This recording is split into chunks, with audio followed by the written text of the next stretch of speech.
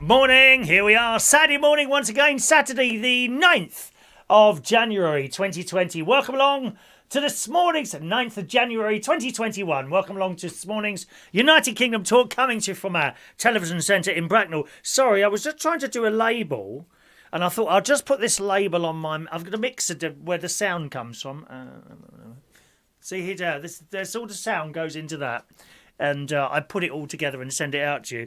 But I had to change where the microphone is plugged into. Got a dodgy socket. In actual fact, there's a few dodgy bits on it now. It's a bit old. This mixer, I don't know, 7, 8 years old maybe, something like that. And bits are starting to wear out. A couple of the faders, that's the sound, put the sound, like the volume control on your telly, some of those are a little bit noisy now and you go as I move them up and down. So I've had to move those into different positions. And now the mic socket I noticed was making a funny noise when I was doing the radio show last week. So I've just, and I forget where I've put it. Just a minute. Oh, it's getting hot now. Alexa, hive heating off.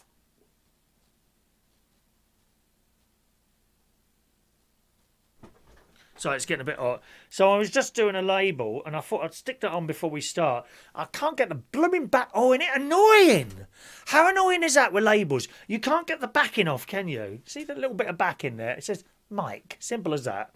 Because there's 1, 2, 3, 4, 5. There's 6 places that the mic could be plugged into. Of course, I'm used to pressing the same one, which I have done for years. Now it's moved and I keep pressing the wrong one. So if I suddenly disappear, the sound goes off. Well, that's just how it is. Oh, it's lovely when that happens. You get a million messages from various different people telling you that it's happening. So I cannot get this blooming backing off here. Oh, there we go. Done it. Just a minute. I can't bear little bits of paper everywhere, dear. Put that on there. Now, where is it? There it is there now. That's done. There we are. Good. I've got 3 labels on there now. It says mic, phone and music. Very, very important to have these things functioning correctly. Well, good morning to you. A bit cold again today, isn't it? We've got a couple of texts in already. If you are new to the show, welcome along. There's a chat box for you to chat to each other. I don't come into the chat box at all. That's only for you to use. If you'd like to contact me during the show today, feel free to either send me a text up there, top left-hand corner, 07551 259 675. It's a local, normal phone number, okay? It's not premium rate or anything like that.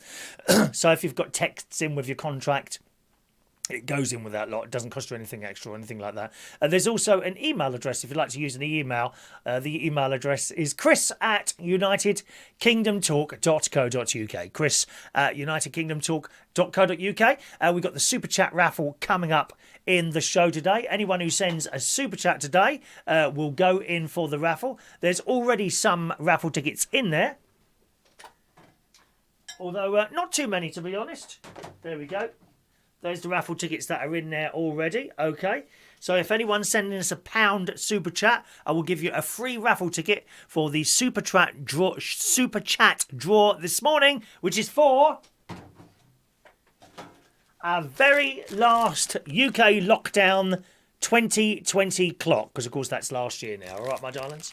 So that's the prize. Someone will win that today when we do our Super Chat draw a little bit later on.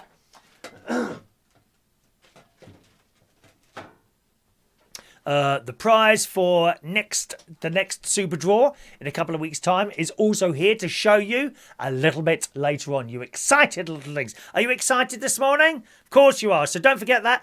Want to message me? If you want to get a message to me, you need to either send a text 07551 259 675 or use the email chris@unitedkingdomtalk.co.uk. I've also got a phone line which will be opening up shortly as well for anyone that might want to call into the show this morning. Good morning to Diane Jebb. Morning, Diane Jebb. The text coming in already this morning.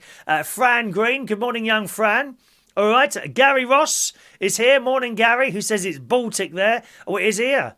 It is here. And Jason Hughes in the house as well this morning. Good morning to Jason, who's still recovering from the fact that Greggs appear to be in a little bit of trouble with their money supply there. I think they've gone into the red due to the pandemic because I don't think they make much money. I don't know how much money you'd make on a sausage roll. I mean, they seem very cheap.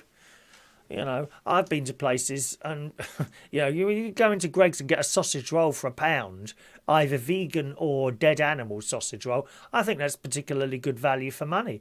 I've been to places where they were... Oh, I remember now. Actually, the King's Head Theatre Bar. The King's Head Theatre Bar where I used to do the a quiz on Wednesday night. Even that's 2 or 3 years ago now. How the time flies by. I met some stars in there. Oh, yeah, I met Bradley Walsh. He's a lovely man. What's his name? The one in... he's very famous. So Ian Mckellen. He was in there once. I mean, it was weird. I was doing a question about something that he was in, and I read the answer out, and he walked past. I met some proper stars in there. Joe. Joe, you remember the one who played Joe in the 1970s in Doctor Who? Katie Manning. Yeah.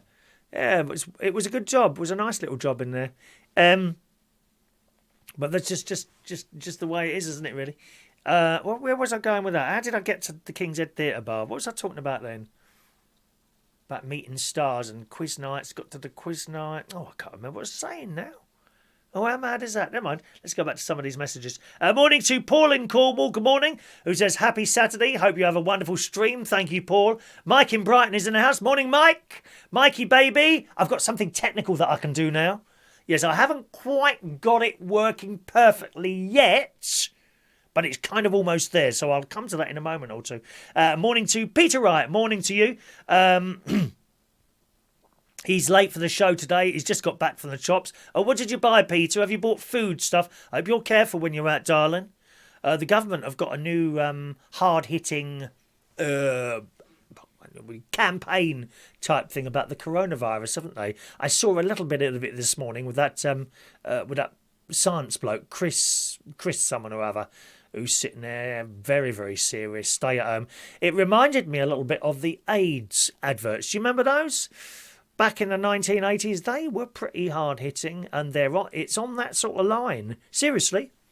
It's on that sort of line. Of course, I do believe, and I don't want to get too serious this morning, I believe, it's probably much easier to get the coronavirus rather than get HIV or AIDS. HIV can lead to AIDS, but not necessarily, okay? In fact, probably not if you take your pills and things and whatever, do what the doctor says, probably won't lead to that at all. But in the 80s, that was a different story altogether. You got it, you were dead.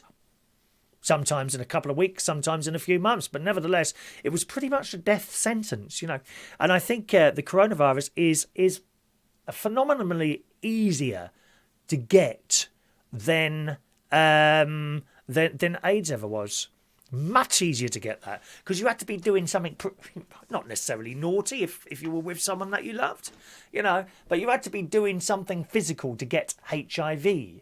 With this blasted coronavirus, you can be out and someone sneezes and you're nowhere near them, and it gets down your throat, down your gullet, and it's all bad news, But there's a new hard-hitting campaign on BBC One, which I did see. Good morning to Shania Steele, who sends in a £5 super chat this morning. Thank you, Shania. One moment, please. You're not selling... Oh, you haven't been raiding that church collection plate, have you, you naughty girl? Just to send me the money? Oh. All right, then I'll accept it. Thank you, Shania. Shania's trying to win our last 2020 clock, aren't you, darling? Thank you, Shania. Right, hang on a minute. We were getting onto the subject. I'm just trying to remember how we got onto the subject of the King's Head Theatre Bar. What on earth was I going on about? Some old crap as usual. I said 2 or 3 years ago. Can't remember now. Hang on a minute. Oh, Shania, I'm not going to use this. This isn't one of my pens, incidentally. It's nothing like one of my high-quality pens, which will be one at the bingo tomorrow. Bingo starts again tomorrow. Whoopee! Not on this channel. Not on this channel. Look, I'm very, very prepared. If you're going to play the bingo tomorrow, it's going to be here. Okay? All the information there. You can either type into your address bar That's the bar right at the top of your screen. That is not the YouTube search box. The address bar, thebingochannel.co.uk. All right? Now, the proper link for that is at the bottom, and that's a bit long. So I'm going to leave that up for a while. Anyone who needs that information, okay?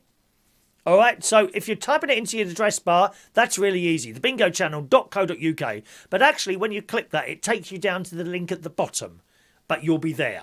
And what you need to do is hit the subscribe button. That is where the bingo will be tomorrow night. It will not be on this channel. I intended to separate this months ago, but I've done it now. Okay? So just to let you know. Now, obviously, if you're watching this show, if you sort of make the window a bit smaller on what you're watching it, you should find somewhere on your screen featured channels, okay? So literally, while you're watching this now, you should find somewhere on the screen featured channels, okay? Now, the bingo channel is one of those featured channels, so if you just click on that, that's where we'll be tomorrow night at 8 o'clock, okay? 8 o'clock. Let me just give Shania... excuse me a moment. Let me just give Shania her tickets. I'm going to leave that up for a little while, all right, for another minute or so. Those of you that need to write anything there down, but make sure you know that's where the bingo channel is tomorrow. When I send the bingo tickets out tomorrow, if you're registered, that is, okay? You need to be registered. When I send the bingo tickets out tomorrow, that information will be on the bingo tickets. It will tell you that we're not on this channel. It'll be on its own channel, thebingochannel.co.uk. All right, sweethearts. Right, let's do these raffle tickets. First of all, Shania, thank you very much for sending me a little fox picture, Shania. Going to give you some tickets. 723 through to 727, Shania. Okay. I'll just write Shania down there because there is only one Shania, and she is head of the Catholic Church on the Isle of Wight, aren't you, my love? There we are.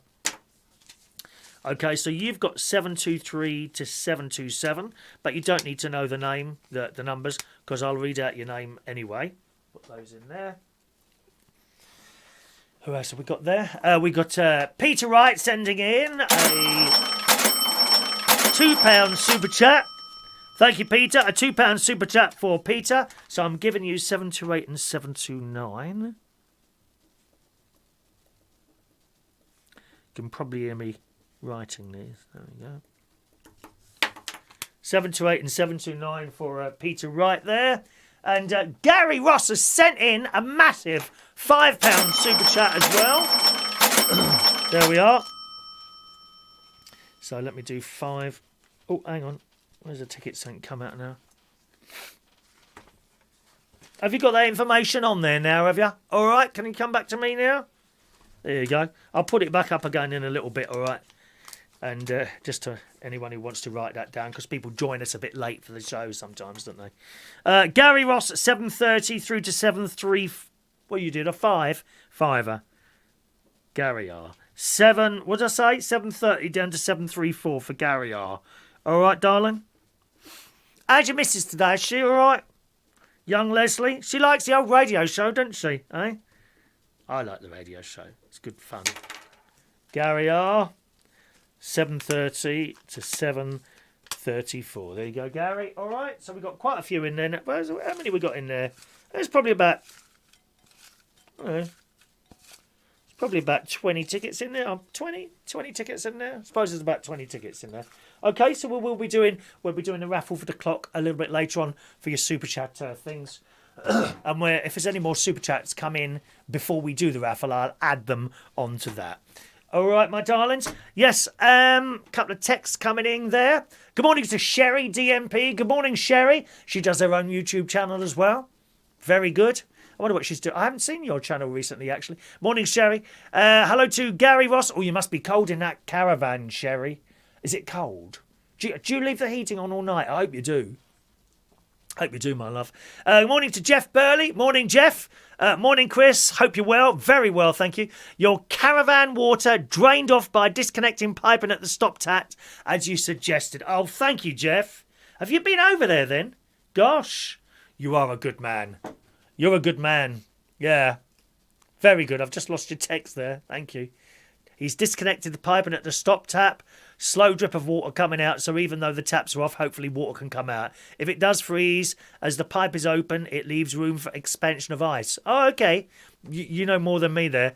Toilet and stern were both frozen. -5 yesterday morning. Gosh. Were you in there? Are you actually in the caravan, or did you just go to check up there? Wow. Gosh. Blimey, -5. You may actually, Jeff. I do. If I notice it's going to be like minus, I do turn the heating on in there because it still worries me. I don't know why it does. It worries me. I'll leave the heating on a little bit. I don't know what the temperature. I don't have my mobile phone up here with me at the moment. There's a reason for that though, which I'll come to in a minute. That's something I'm very excited about, but I haven't quite got there with it yet, which I'll show you in a moment or two. All right, my loves. There's Shania. Thank you, Shania. Adam the plumber is now in day 2 of self-isolating. Adam, are you ill or have you been in contact with someone? Because I didn't quite get to the bottom of that. Have you got coronavirus at the moment, or have you been sort of got the message to say you need to self-isolate, or what? A little bit more information there, please. Thank you, young Adam. I hope you're okay, darling. A morning to George Bond. Hello, George. Hello to John Paris, who says all pipes are frozen here. All good fun. Oh no, really? How about your gas? Is your gas coming through all right, John? Because there's a really easy fix for that. And often people think the gas bottles freeze. It's not the bottles. It's either the regulator on top or the actual pipes are a bit old. And what you have to do, I had mine changed when I had my water heater put in, which was, God, that was last year, wasn't it? No, it was the year before last. The year before last, 2 years ago, I had my water heater changed. And it was much better than, oh, what a difference that made to the shower. Christ, it's like a power shower now. It was awful before, made so much difference, right? But he noted that the gas pipes were very old and they were not big enough to carry the amount of gas that the new heater required. So he changed all those and they didn't freeze after that. He changed my pipes and regulator. But if you don't want to do that, the easiest fix is kettle full of warm water. Simply pour it over the top of the regulator and it should unfreeze instantly. And you'll hear it. You'll pour it. If you've got no gas coming in, you pour it over the top of the gas bottle regulator and you'll hear a sss, and it's all moving again. So easy to do. But a blooming pain in the arse when it's freezing cold outside. I can see you going out there in your little white underpants, John. All right. What's that there? Thanks very much, Gary. Andy, morning to you, Andy. Hello, Andy. We're all safe here, Andy. Be safe. Rachel Wheatland in the house. Morning, Rachel. There's our Maureen. Good morning to Maureen. I've just finished watching the 20 episodes of Dickensian. Excellent news, Maureen. Isn't it fantastic?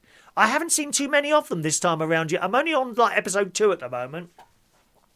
I'll tell you what I did finish this week. Bridgerton. There was actually only about 8 or 9 episodes. I can't remember how many now. 8 or 10 episodes of Bridgerton. But I've come to the end of that and it's fantastic. That one's on Netflix. I don't know if you've got Netflix, Maureen. And there's a lot of good stuff. If you're a television watcher, you like watching a lot of television, Netflix is for you. You know, and Bridgerton, and it was very well made and looked fantastic. I think it was in 4K. Looked absolutely fantastic on the telly. Although I will say, did anyone watch Bridgerton? Has anyone seen it? I will say that the wisteria looked fake. Did you not think that? Anyone who saw that? It just looked too perfect. Wisteria is a beautiful fragrant flower, and I've actually got it here in the corner of my garden, and it started off as this little plant here like that, but it spreads. Oh my God, when the flowers drop on there, and they're only there for a couple of weeks, right, the flowers are a bit like grapes. They hang down and they're beautiful, like pink mauve colour, and it's just beautiful. And then the wind will catch it when it flowers in the spring. And if you've got your window open, it carries the smell in. Oh, it's beautiful. My wisteria is enormous now. But it's not in a position like I'm not south-facing, right? So it goes along the fence and in the corner rather than along the house. I've troweled it along the back of the house, but that part of it doesn't really flower too well because it doesn't get any sun there.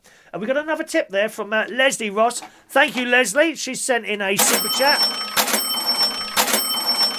Leslie sent in a £5 super chat. Thank you, Leslie. A tea break for Gary. I don't do tea breaks anymore because I'm not in the chat box, darling. All right, my love, so I can't do that. But I'll give you 5 free raffle tickets for the draw for the clock a little bit later on the show today. All right. There we are. Leslie Ross. They're in competition, her and her husband. Are you husband or girlfriend? Doesn't make any difference anyway, does it? Make any difference, really?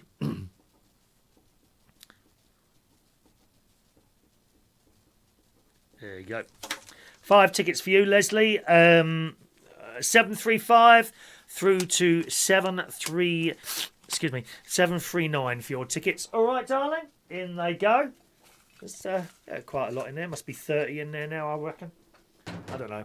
Not going to get them all out and count, am I? Yes, so Maureen carries on to say she's just finished watching the 20 episodes of Dickensian. I'm so glad you like that, Maureen. Thank you. I've now started watching the 15 episodes of Charles Dickens' Bleak House on the iPlayer. Didn't know that exists, so that's another thing for me to watch. Thank you, thank you, Maureen. I quite like the Dickens stuff. They're great stories, aren't they? Dickens. And I get them. Right? I'm afraid I don't get Shakespeare. I never understood that stuff, Shakespeare. It's just like another language, isn't it? You know, I think you've got to be quite clever to understand Shakespeare, to be honest. Adam LaPlumber tells us he's been in contact with someone who has advised by NHS to self-isolate. So he's been in contact with someone, but he hasn't got any illnesses yet. Do you know what, Adam? Sometimes I think, to be honest, when you think you've got an illness coming, it can bring not necessarily the illness on, but your anxiety and all that business. You know, I've had that terrible anxiety. Terrible. In fact, a member of my family as well had anxiety. Terrible, they have. It's awful. Sherry says it's very cold here. We only turn on our central heating for a few hours to save gas. Yes, gas is very expensive, isn't it? We use an electric blanket and heaters through. Can't wait now to move to the cottage on Monday. I can understand that. She's so cold there. Don't have a boiler setting, John. It's only a water heater, not an actual boiler I've got. There's no thing. My van's okay, says Jeff. Oh, sent in a picture of my caravan. Oh, you are good, Jeff. See, who needs to be there when you've got people like Jeff looking after your caravan for you? Here we are. Let's have a look at that. There he is. There's my caravan. Oh, look at her. Beautiful. Just sitting there waiting for me to visit again. How's my television transmission tower? Is it all right, Jeff? There he is. Look, all the plants are dead, though. Oh, look at it. All sitting there all lonely, isn't it? He's taking the water off for me. Thanks ever so much, Jeff. Really appreciate that. We're very pleased to report George has just sent in an email, George Bond. Lily is better now. Lily's had coronavirus. She's only 8 years old, if I remember rightly, Lily. And she's not been well at all. She's had coronavirus. Do you know, my foot has... Can I just get under my desk? I've just pulled a wire out. Oh, you want to see it under here? I tell you. Oh my God, the dust, dear, the dust! Get out of my way, wires, that's it. It's an absolute mess under there. People who know nothing about anything often say, you know, oh, all those wires under there, is that a fire hazard? You know, one of those, dear. No, why would it be fire hazard? Just because there's a few wires under the desk, idiots. Certainly not. Good. So, very cold again this morning, as I was saying there. It's been like that all week. Would you agree with me if I said to you, I think it's colder this time of year than it has been the last few years at this period, like January, early January? Because I certainly remember, I'm sure I remember a couple of Christmases ago, or even last Christmas, we had T-shirts on outside. Do you remember that? I'm sure we did. It's definitely colder this year, I think, than it has been at this point in our new year, 2021, than it has been the last couple of years. when I go out for my walk, the first few minutes are a little bit cold, but as soon as you start walking, that's it. You're not cold anymore. In fact, yesterday, I did my longest ever walk. Now, I don't have my phone up here because I'm trying something out, which I'm going to show you in a moment. But I left here at 10:15, straight after the radio show yesterday. By the way, if you're a radio show listener, on Monday, I'll be an hour later, just on Monday, 10 o'clock start on Monday. Okay, 10 o'clock on Monday. And left the house at 10:15, just after the show, and off I went. Now, where I pick the rubbish up, Swinley Forest is the main. I go around the house a couple of times a week. That only takes half an hour, 20 minutes, half an hour. Go round the house to the end of that path, and around. Okay, so not too bad. I keep this part of our particular road nice. Go up the road, what a dump. What a dump. People just don't bother. They seem to be quite happy with bits of rubbish on their front garden. I don't get it. Right? And of course, we got the Christmas sacks of wrapping paper and cardboard, right? Clearly, they've got too much to put in their blue bin. So what do? They put the bag down against someone's wall and they don't collect that. They won't keep it in their house ready for the next blue bin collection, which is in 2 weeks' time. Oh, no. That's too much trouble, isn't it? They just leave it propped up against the wall. Not down here, mate. Not down here. If I see something like that, I pick it up and I throw it away. Even in my own bin. I don't care. I can't bear rubbish, dear. Anyway, apart from this bit around here, I go over the forest. Now, Swinley Forest is very big. There's no way you can cover the whole forest. So I've kind of got little bits and pieces I do. There's the bit closest to me, which is literally, I come out of here, walk up the road, cross a little road, walk through another bit of green, then cross a dangerous road, and it is dangerous. It's a 60-mile-an-hour road. I'm sure they do 80 mile, and they come up, and there's a corner, and it's a bit of a blind spot. You know, so if you see nothing coming, you want to walk, and you want to walk quickly across that road. Don't run, because you'll fall over. And I'm in there, and that's very close. But the furthest place I go, there's a pond. Now, if you're on my Facebook, I wish I'd put it on here now, you would have seen a picture of me standing in front of a pond yesterday, which is frozen. It was actually frozen yesterday, this pond. And that's the furthest part away. Now, for me to get to that point is about 45 minutes, an hour's walk, right?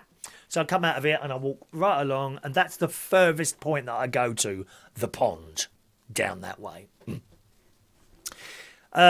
So I walked along there, and that took me to the same place that I was yesterday to start with to get there, right?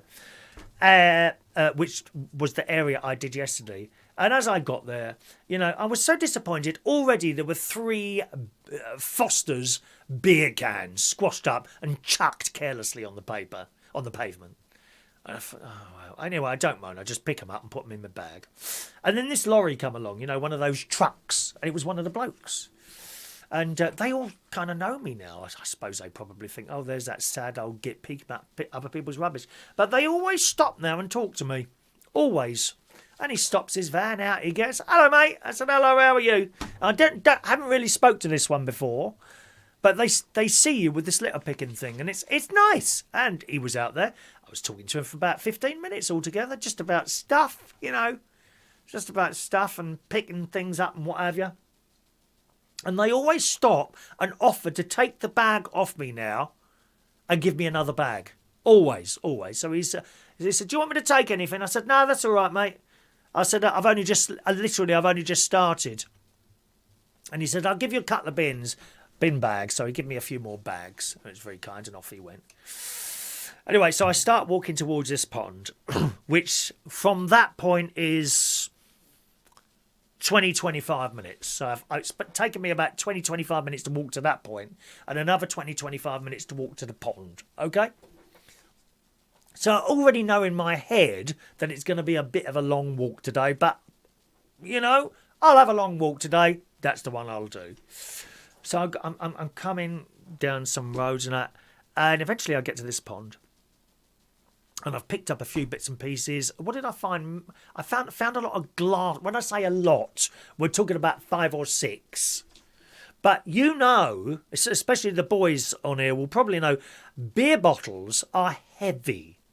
You know, it's not like a thin milk bottle. Beer bottles are heavy. Some of those beer bottles are really heavy. I don't know why that is. Maybe it's something to do with the pressure in the bottle or something like that. I don't know. But they're heavy. And you pick up 5 of those, and that's now weighing your arm down. Anyway, so I've gone past the pond. Not much there. Carried on. Poo bags all over the place. Dirty, scummy people. Poo bags. I've come round this pond. And then I thought, oh, do I usually go left or right here? Anyway, I went right. And I ended up at the same place that I'd gone round. I thought, oh, I've gone the wrong way. But at this point, my bag is quite heavy now. I thought, what I'll do is I'll go back to where I was, where I started from, because there's a bin there, and I can offload there, and I'll walk home. So I've gone back to that point rather than carrying on round. And I feel to myself that I've missed an opportunity here, because if I go back the same way, you're not going to see anything again, are you? Wrong? Yes, you are. I discovered yesterday that if you walk one way picking stuff up, right, you get to the end and accidentally I walk the other way, you see other stuff. I think it's because of the position of the thing. The light can catch it in a different way and you think, that wasn't there before. Then you look, and of course it was, because it's dirty. It must have been there before. You just didn't see it. So that's an interest. That was interesting. The fact that you walk in the opposite direction means you see stuff that you didn't see the first time. Anyway, so I get back to this place, unload my bag, and I thought, okay, well I'll go home now. And I thought, oh well, hang on a minute, I've got some more bags here. The bloke gave me some more bags, so I relined my bag with another bag because I've got like this old Sainsbury's, you know, the orange Sainsbury's reusable bags that they were giving away a few years ago, the plastic ones, you know those. So I relined that, and what I do is I put a bin liner in it and I attach it with 4 clothes pegs, one in each side, so that keeps it open. I thought I might as well do a little bit more. So I've started walking again. Instead of crossing the road and going back one way, I decided to stay in the forest, but near as the roads as I thought I would be. And I started walking again. I'm walking around, not really collecting much, so I was pleased about that. That the less I've got in my bag, the happier I am, because it means scum aren't dropping their crap all over the place. See? I don't take great pleasure in picking up a whole bag of rubbish. But I see the tiniest thing, if it's shining, it shouldn't be on the blooming floor. So I'm walking around. And I've got to a point. And I thought, blimey, my feet are aching now. They don't usually ache at this point, right? Starting off my long walks, I'll have something on in my earphones. Now, I usually listen to my own show. Don't laugh at that. Or someone else's on Reach FM. I listen to my own one for faults. I am the world's worst self-critic. I'm terrible. Oh, Christ, did you really say that, Chris? Oh, my God, did you do that, Chris? That's what I'm like. So I listen to that and maybe a couple of other shows while I'm walking around, or bits of shows. And then I'll just take my earphones out, put them away, just the sound of the forest. And I knew I'd gone away far from the road, right? Because I realised, I can't hear the cars anymore. So where have I ended up? And I knew where I was, but I thought I'd be able to hear the traffic from there. Or whatever. And I'm walking up, my feet ache now, and I'm starting to get, going up a hill. Oh, God, blimey, how much longer it is. And then I recognised where I was, and there's a tree stump. So I went and sat on the tree stump for a while, and I just looked out.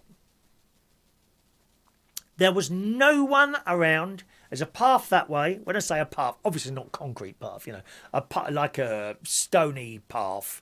A well-worn stony path going all over. There's a path that way. We've got a mountain bike cycle bit sort of over there. And in front of me there were just pine trees. Hundreds and hundreds of pine trees. And I sat on this bench like this. I don't look at the time. Not interested in the time. And I absorbed the beauty that was around me. Thinking of those people, and I know some of you who are living in a flat, looking out onto someone's brick wall or in someone's window. I mean, it's just horrendous, really. And if you or perhaps you like that. I'm sure there are people that like that. It's not for me even here. You know, I can see the trees outside my window. As you well know, see all those trees there. But in the forest, there's even more of them. And I just sat there in the peace, total and utter silence, looking at these trees. And I looked at my bag of rubbish and I thought, how weird is this, right? A few years ago, not so much the karaoke at Central Station, but when I was DJing, I could be standing on a stage on a Monday night, even in London, playing records or later on CDs and then MP3s to 300, 400, 500 people screaming and shouting, waving their hands in the air, and I'm having a good time. I was a dancing DJ. I don't just stand there looking bored. No, I'd be like this behind my equipment. I was a dancing DJ. And I was having a good time. And they looked like they were having a good time. It was all very loud and brash and flashing lights and all that. And in the flick of an eye, I'm sitting here completely alone on a tree stump, just looking at trees with no noise and no flashing lights. How weird was it? Just felt a bit weird. Don't get me wrong, I wasn't upset or anything like that. It was just completely two different ends of the spectrum.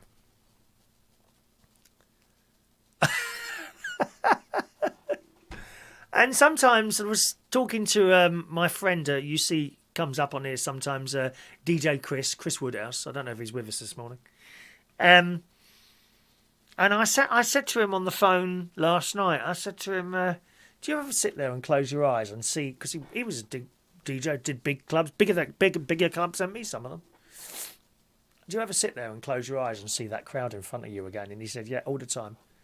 And you hear the music and you see the crowd. And there are certain songs that bring these memories flooding back. And there I am, literally in the blink of an eye. 1 minute you're doing that, and the next minute you're completely on your own in dead quiet. How weird. Anyway, so I had a little bit of a rest there.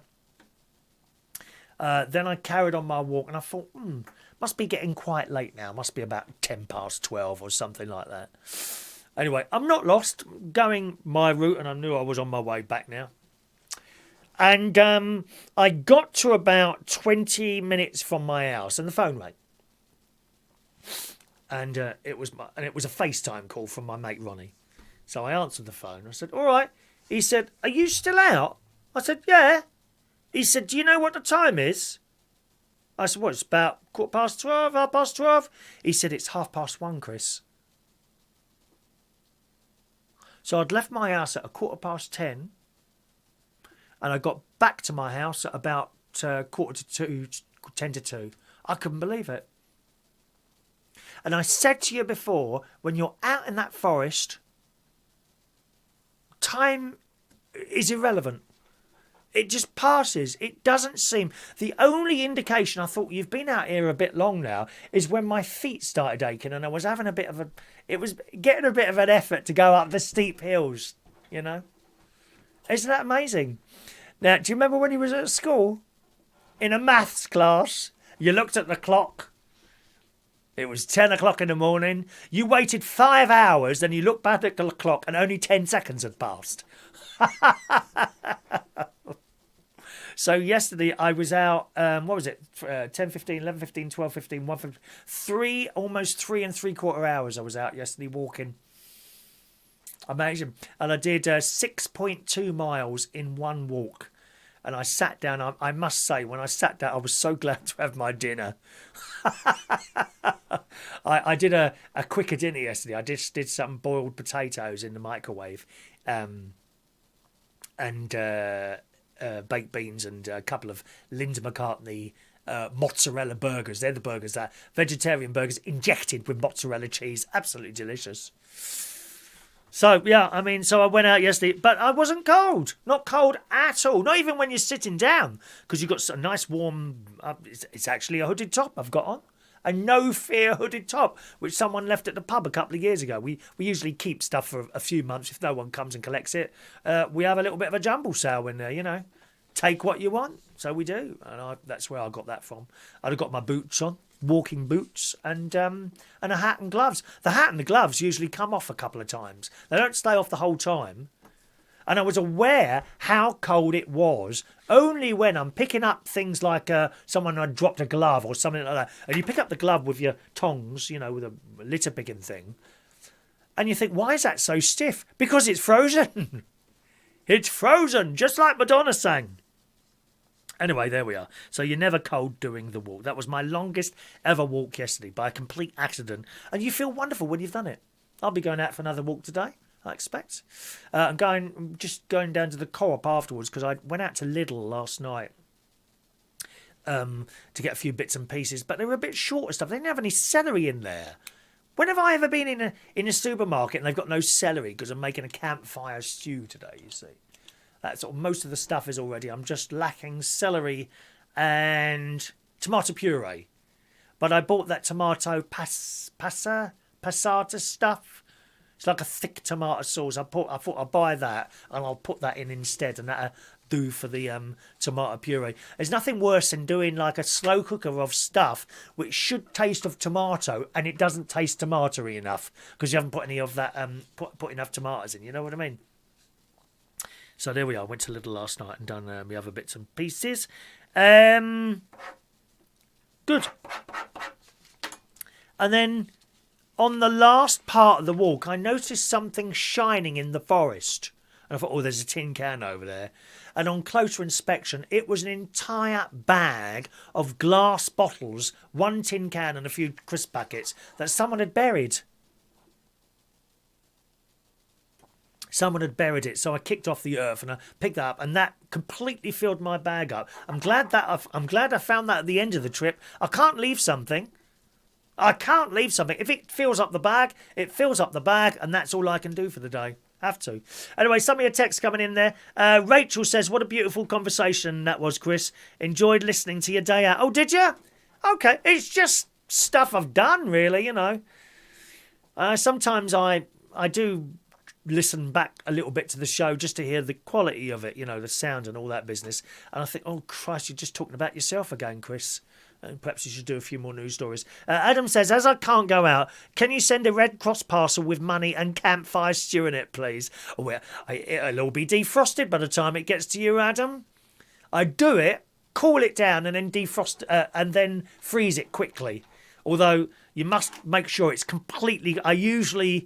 Once it's done in the slow cooker, I'll separate it out into little not Petri dishes.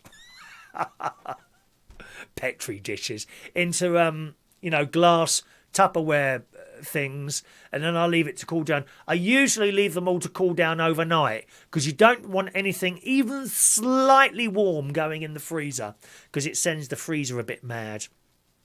It starts beeping, beep, beep, beep, beep, and the temperature starts going down. I thought I had a dead body in there at one point. It was bleeping so much. Blooming thing. Maureen says, I've only got a month to watch Bleak House. Is that right? Oh, Maureen also doesn't like Shakespeare. She can't understand it either. I think it must be just for clever people, Maureen. I'm not clever enough to watch Shakespeare. Don't get it.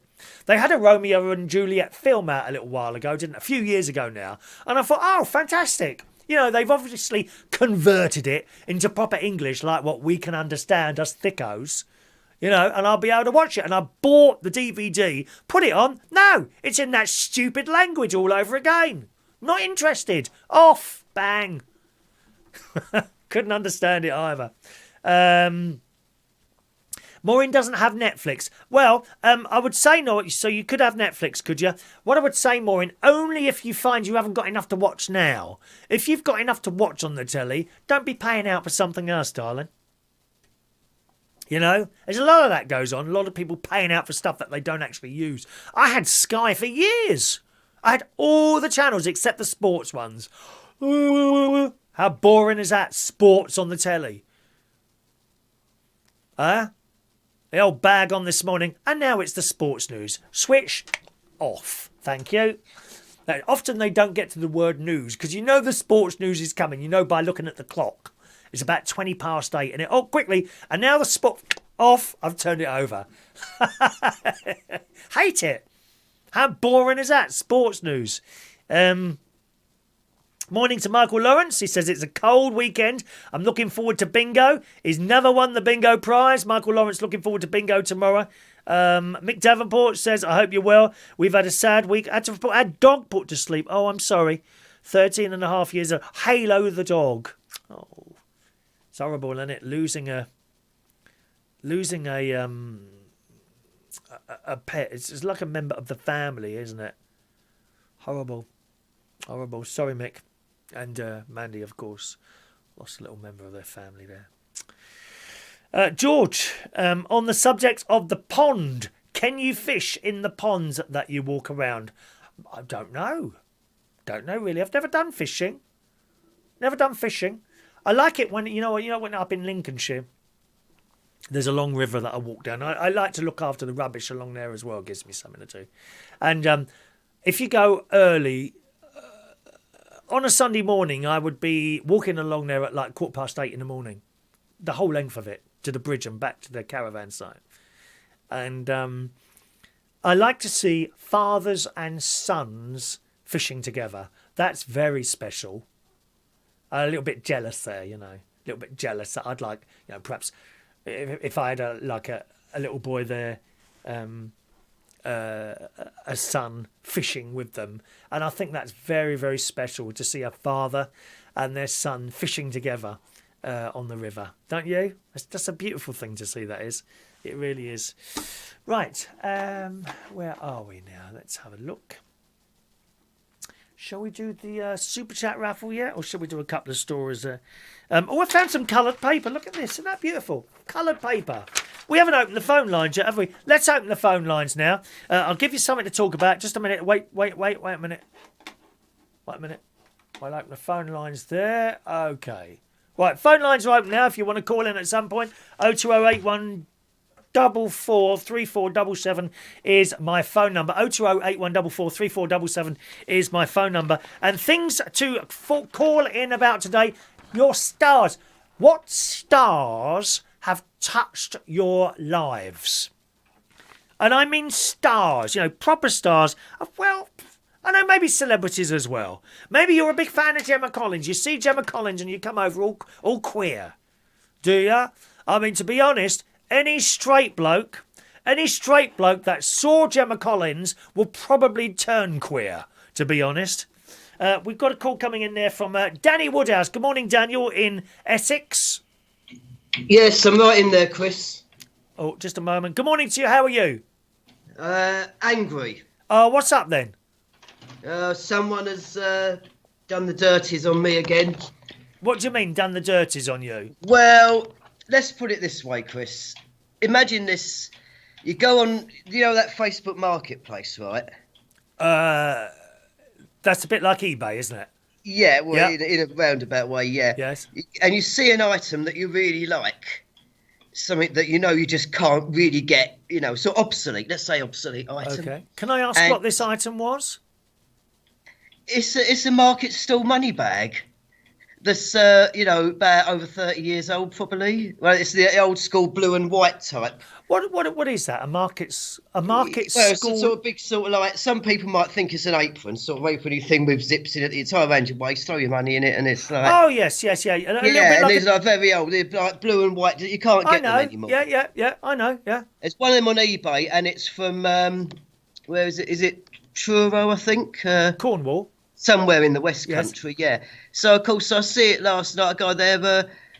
I say to her, can I have it, please, Ollie? I know, I'll pay you the extra for you to send it down to Romford. She gets back to me this morning. Sorry, Daniel, I do not do posting, only collection, very sorry. What, on a bag? Yeah. It's not that big, is it? So I come back, I said, well, I wish you the best of luck trying to sell all your items without posting. And then I told her that, well, I'll post all my bingo tickets all over the country. I have to. It's what gets me the work. It's not exactly a big item to send, is it? Well, I know. This is. Would you get that in like one of my grey? Hang on, let me. Can you see your screen from there or not? No. Doesn't matter. Doesn't matter. No, I'll get there. Would you get it in yeah, like? I can see you now. Okay, hang on a minute. Only you're going to be a bit 2 minutes out of sync. Yeah, you'll be 30 seconds or so behind on that. Just a minute now. Let me get this. Would you get it in one of these? I bet you'd get it in one of these. These are my T-shirt bags. I send prizes off with these. Well, yeah. I mean, obviously, if it's a T-shirt, yes. See, I'll put it against my face, give you an idea of the size of that. All right, you'll see that in a minute come up. But I would imagine she'd get it in there. Isn't that funny? She don't post it. How weird is that? I mean, you can understand it on a big item like a piano or an amplifier, but yeah, well, I've seen this on eBay before. Some items that are like so small and they've got on it collection only. Funny, isn't it? I start thinking, well, is this like laziness? I think I know why. I bet they've probably seen people buy stuff, right? Yeah. Send it off, and the money hasn't come, or vice versa, or you've sent the money and the item hasn't come. I've got a sensitive tooth has happened. Oh, right on the side there it'll go. I had to put some of my special toothpaste on it to clear it, to seal it. Anyway, so you didn't get it. Well, she's like at the moment, according to the conversation transcript here. She put, I said all my stuff locally and it's fine. No need for me to post as they are not worth enough. So therefore doesn't warrant it. So I'm fine with this. And then I said to her, well, that money bag is worth a lot to me. You can't get them like that anymore. And then she put, well, shall I wait to see how it sells this end? And then if it does not, we can talk again. How's that for you? I put, oh, all right then. And then she put, you seem so insistent. I said, well, yes, because I like them. And then she's gone into a history of like it was her brother's fruit store in Wimbledon. Isn't that weird? Actually. It's not like you're not willing to pay for the postage. I wonder why. Maybe she just can't be bothered. Or maybe she's just a bit nervous of leaving the house. Well, I mean, I know people are. So it's about the virus, but don't forget there are these courier companies that will pick up from your house. Yes. Oh yes. So, well, the post office will now. The post office do it now. Did you know that? Well, it's cheap. Yes, I suppose. It's cheap. It's plausible. Oh yeah, so it's something like 79 pence or something like that. It's actually quite cheap to do that. Yeah. Well, I'm just trying to get it. See, the message was, I mean, if you're gonna like sell the stuff, be prepared to actually flexibility. Yeah. It's good. It could be an item. It could change someone's life. See, what you've got to realise, Chris, I know this might sound like you are just thinking, it's just nothing, just money back. No, not at all. Not at all, because there's little bits and pieces that I'd pay money for. I know exactly what you mean. That's your thing. It's your thing. Yeah, it's like this is my thing now. If I had the money, I wouldn't think twice about spending 10 grand on a microphone, right? Yeah. My sister or my mate would die at that. He said, but you can get them for £100. Oh, no, but this is a £10,000 microphone. I would absolutely buy it, right? What I wouldn't do is spend more than sort of 40 quid on a shirt. He's got shirts he buys boxes, right? Cardboard boxes with the words Louis Vuitton on. 25 quid for a cardboard box, I kid you not, off his head. So it's. Well, hang on, I'm sorry, I missed it. Hang on a minute, he pays money for a cardboard box with Louis Vuittons on it. Danny, go on eBay now and type in Louis Vuitton. Louis Vuitton, I don't know how you say it now, Vuitton boxes. And there's people on there selling their old Louis Vuitton boxes for like £25 plus for a box. And it sits on his shelf. It's just there. Don't even do anything. Yeah. It's madness, isn't it? Absolute madness. Oh, hang on a minute. I've just noticed Mandy Davenport's here. It's a bag, Daniel. Get over it. Yeah. There you go. You see? There you go. Well- But Mandy doesn't realise that's your thing. Well, she does realise she's pulling your leg. I know, Mandy. But that is your thing. Well, you see, Chris, what not everyone might realise on this channel, I've got Asperger's syndrome.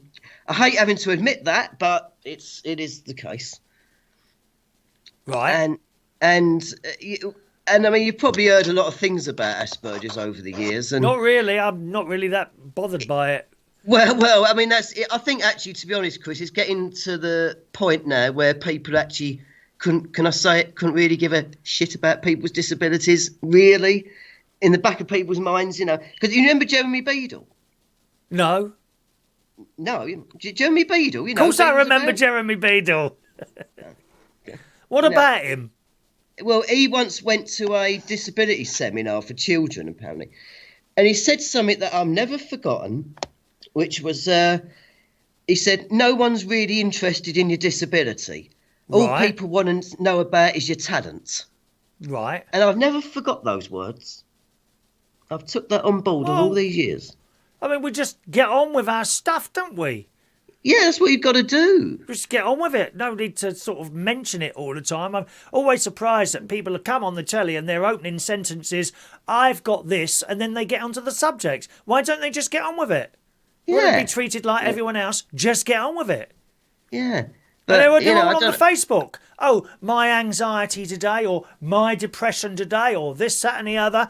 Do you think people read that? Because I don't think they do. Yeah, well, give us something that's interesting there. Coming out with something that says, I've got this or I've got that, is of complete irrelevance to most people. Yeah. And I'm just trying to find the relevance of what you just said there to, you're talking about the whole problem that you've had with Amazon. I beg your pardon. Facebook Marketplace. So come back to the Facebook Marketplace and leave your disability out there. Talk about what we were talking to you about. Well, it's only just that. What I would say with that Facebook Marketplace, and similar on eBay, do you buy stuff off eBay at all? Yeah. Right. Yeah. Don't ever get into like a competition with someone on that. Know the price that you want to pay. Say, for example, it's £5 for something, right? Someone then pays, so you got £4.50, someone's £4.70, you're £4.80, £4.90, £5. Then they bid £5.10. Let it go. Don't ever get involved in a bidding war on there. Always have the price in your mind that you want to keep there. Well, hang on, what's happened? Sorry, I've lost the whole bleeding. Oh, geez. What have you lost? So sorry, Chris. It's been so much has been said. Okay, you were talking about your problem with so Facebook I've Marketplace. a lot of things that one thing leads to another here, Chris. Oh, I know that from the way I sit here talking what I'll away. just say about the Asperger's is the big thing, and people think it's like problems with communication. I don't. I mean, I have people like that Penny Owl who was on the New Year's Eve call with me. Who? She once said, "Oh, Daniel, why should that be? I think you communicate very well." Penny who? Yeah. But what I think. Hang on a minute. You said Penny. What New Year's Eve call was this? When I called you on New Year's Eve. Right. And there was the girl was having Facebook video call with this Penny Owl. We don't know anything about that. Where did that come from? Yeah, that was happening at the time. Was it? As well. Well, she weren't involved in this programme, was she? She might. Well, she was. Did she call in as well?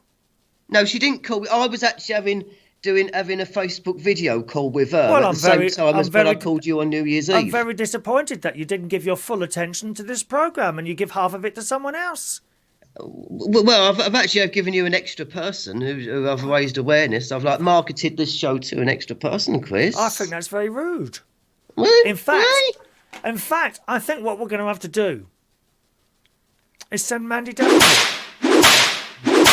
Mandy Davenport is going to have to deal with you. Thanks, Mandy. Not paying full attention to the show. I try my best, Chris, but there's. I think I'm just more in demand than. Oh, I think you're very in demand, so I'm sure they're queuing up to buy your raffle ticket, your tickets off you there. Well, they are, but that was what I was trying to go on to the Asperger's thing. Perhaps with me, it's more a case of I am very strong about what I like and what I hate, you see. Yes. So that's why why the bingo tickets are in a certain form that they're in. Because I can't stand the old school conventional, perforated left glued. I like them no perforations, glued on the top, a bit open. Keep an eye out on your Facebook marketplace and on eBay, and I'm sure one of those other things will come up at some point. Yes. But sometimes you just have to wait for this stuff, Danny. It's just not there, and it's like certain bits of music over the years, they eventually do seem to appear somewhere. YouTube is a good place for those. There's the British Airways advert, the full-length version of that. I have waited years for that. I mean 21, 31, 41, 50. I've waited about 35 years for that to come up, and it's now on YouTube. The full-length 1970 British Airways advert, "We'll take more care of you." Now, unfortunately, it's on there, and there's a lot of clicking and popping on it, which I've run through my popping and clicking, removing stuff, but it's not really doing it. But nevertheless, it's there. All you've got to do is wait a bit and have a little bit of patience. Although sometimes I had 35 years patience for that bit of music. I hope you don't have to wait as long for your bag. Yeah. Well, I'm still waiting on YouTube for Trivial Pursuits with Rory McGrath. Oh, God blimey. Yes, this might surprise our viewers here, but back in 1990, the BBC did actually commission a series called Trivial Pursuits, hosted by Rory McGrath, and they actually played it better than you do at home. No, haven't seen that. You know when you do it at home, it's like everybody gets their own question. Not really, because I'm quite thick and I can't answer the questions, Danny. Normally everyone puts their own counter in the middle of the board. And then as they move their own counters around the board, they get their own question and all that. Well, I hope you're much better in it than I am. I really do, my darling. Anyway, thanks for the call today, Danny. A pleasure, as always, talking to you. Please call again. All right, my darlings. 0208 144 3477 is our phone number on the show today, gang. Have I just turned my mic off? No, I haven't, have I? Thought I'd turn my microphone off for some reason there. Barbara Windsor, thanks so much for your tips. We're going to be doing the Superchat raffle straight after this little bit, gang. Stars that have touched your lives. What stars have touched your lives? Now, I mentioned that today because the papers, of course, are all carrying Dame Barbara Windsor's funeral, which happened yesterday in the Sun. It says, Dame Barbara Windsor's loved ones have turned out to say their goodbyes to the East Enders legend at her funeral today. She was 83, is being mourned at a private ceremony at Golders Green Crematorium in London. So, and they were all there. David Williams was there. He was a good friend. Lots of the cast, of course. Christopher Biggins was there. Cast of EastEnders, and other people were there. So, and I feel like she kind of touched my life a little bit, you know. She kind of touched my life a little bit, Barbara Windsor. Other people that have touched my lives over the years, I've got a list of them here. We've just got another call come in there. So who's that, please, on 5-2? Good morning. Yeah, it's DJ Sparky here. Hello, DJ Sparky is in the house. Good evening. Good afternoon, good evening. Is it afternoon or morning? Good evening. Time goes so quickly. DJ Sparky is in the house. It's your birthday. Is it your birthday on Monday, or is that Swish? 29th, my birthday. 29th of Jan? Yeah. Oh, okay. No, that's not you. It's someone's birthday on Monday. I think that's DJ Swish. That's not you, is it? Nope, I'm DJ Sparky. Hello. I like your radio station and I like everything you're doing. Thank you. You do a show on there, Reach, don't you? I will be doing, yes, on the 17th, hopefully on the 17th, as long as all my equipment's up and running. Okay. Have you booked the slot yet? I'm waiting for the equipment to come. I can't do anything until that comes and do all the checks. And then I'll be looking over the 17th. From the 17th, I can deal with it. Excellent. Good luck with the setup there. Everyone's setup is completely different. That's why it's so hard for people to help each other. But you'll find a lot of help on there anyway. Yeah. I've sent you some photographs of my setup anyway on email, but I know your emails go to my email goes to junk for some reason. Is that you there, Paul? Yep. So yeah, that's me. Let's have a little look at that. Is that a Bay Ringer mixer? No, it's Alto Alive 1202. 1202. What have I got? 1832. Yeah, that's all you need. 1202. Yeah. That looks. I have a separate mixer for the microphone. Does that have 2 outputs or 1? It just have 1 output, does it? That one? Okay, yeah, I've got it going through to a pre-Sonos auto box, going through to the mixer, going to the computer laptop. That looks all right to me. Lovely. And this is my mobile phone. I'm going through the mixer now, so I can take phone calls. Oh, fantastic! Oh, yeah, you've got that wired in as well. Excellent. You could have had a Skype number. You know, if you, mine is a Skype. I've got a number. Skype number. Yeah, I've got the Skype number already set up on the phone. Well? It's just, I trust you, see, so you won't get my number out. What sort of music will you be playing on your show? Is it all sorts I go from the 1950s all the way up to 1980s. Okay. Can I ask how old you are? Are you sort of my age? Yeah, about 40. Oh, you're 40, are you? No, in January, end of the month, to be 40. Oh, you're nowhere near my age. I'm 50. I'm 58 in February. Yeah, I like the old stuff. I prefer it. It's just other people don't like it. You know what I mean? Yeah, that's fair enough. Well, it's nice to talk to you. Nice to talk to you. And like I said, it'll be nice to have a laugh and joke on the radio. Yeah, I really enjoy it every morning doing that stuff, Sparky. I really do enjoy doing that. I did it in the old days for Bournemouth Hope FM radio station, so I have got a bit of background. How long ago was that then? Was that a community station? That was 1995, community radio. Did they have community radio stations around then? Yeah, they did. Yeah, they did. Yeah. God, I didn't know. That must have been one of the first ones then. Yeah, we got a license in 1998. We got a license. Right. I got a photograph I sent to you a few months back. I sent you and it went to your junk box. Oh, with me doing it radio. Oh, I can't remember now. We actually don't have a community radio station around here at all. Funny, isn't it? Really, Bracknell. You would thought we're quite a big town.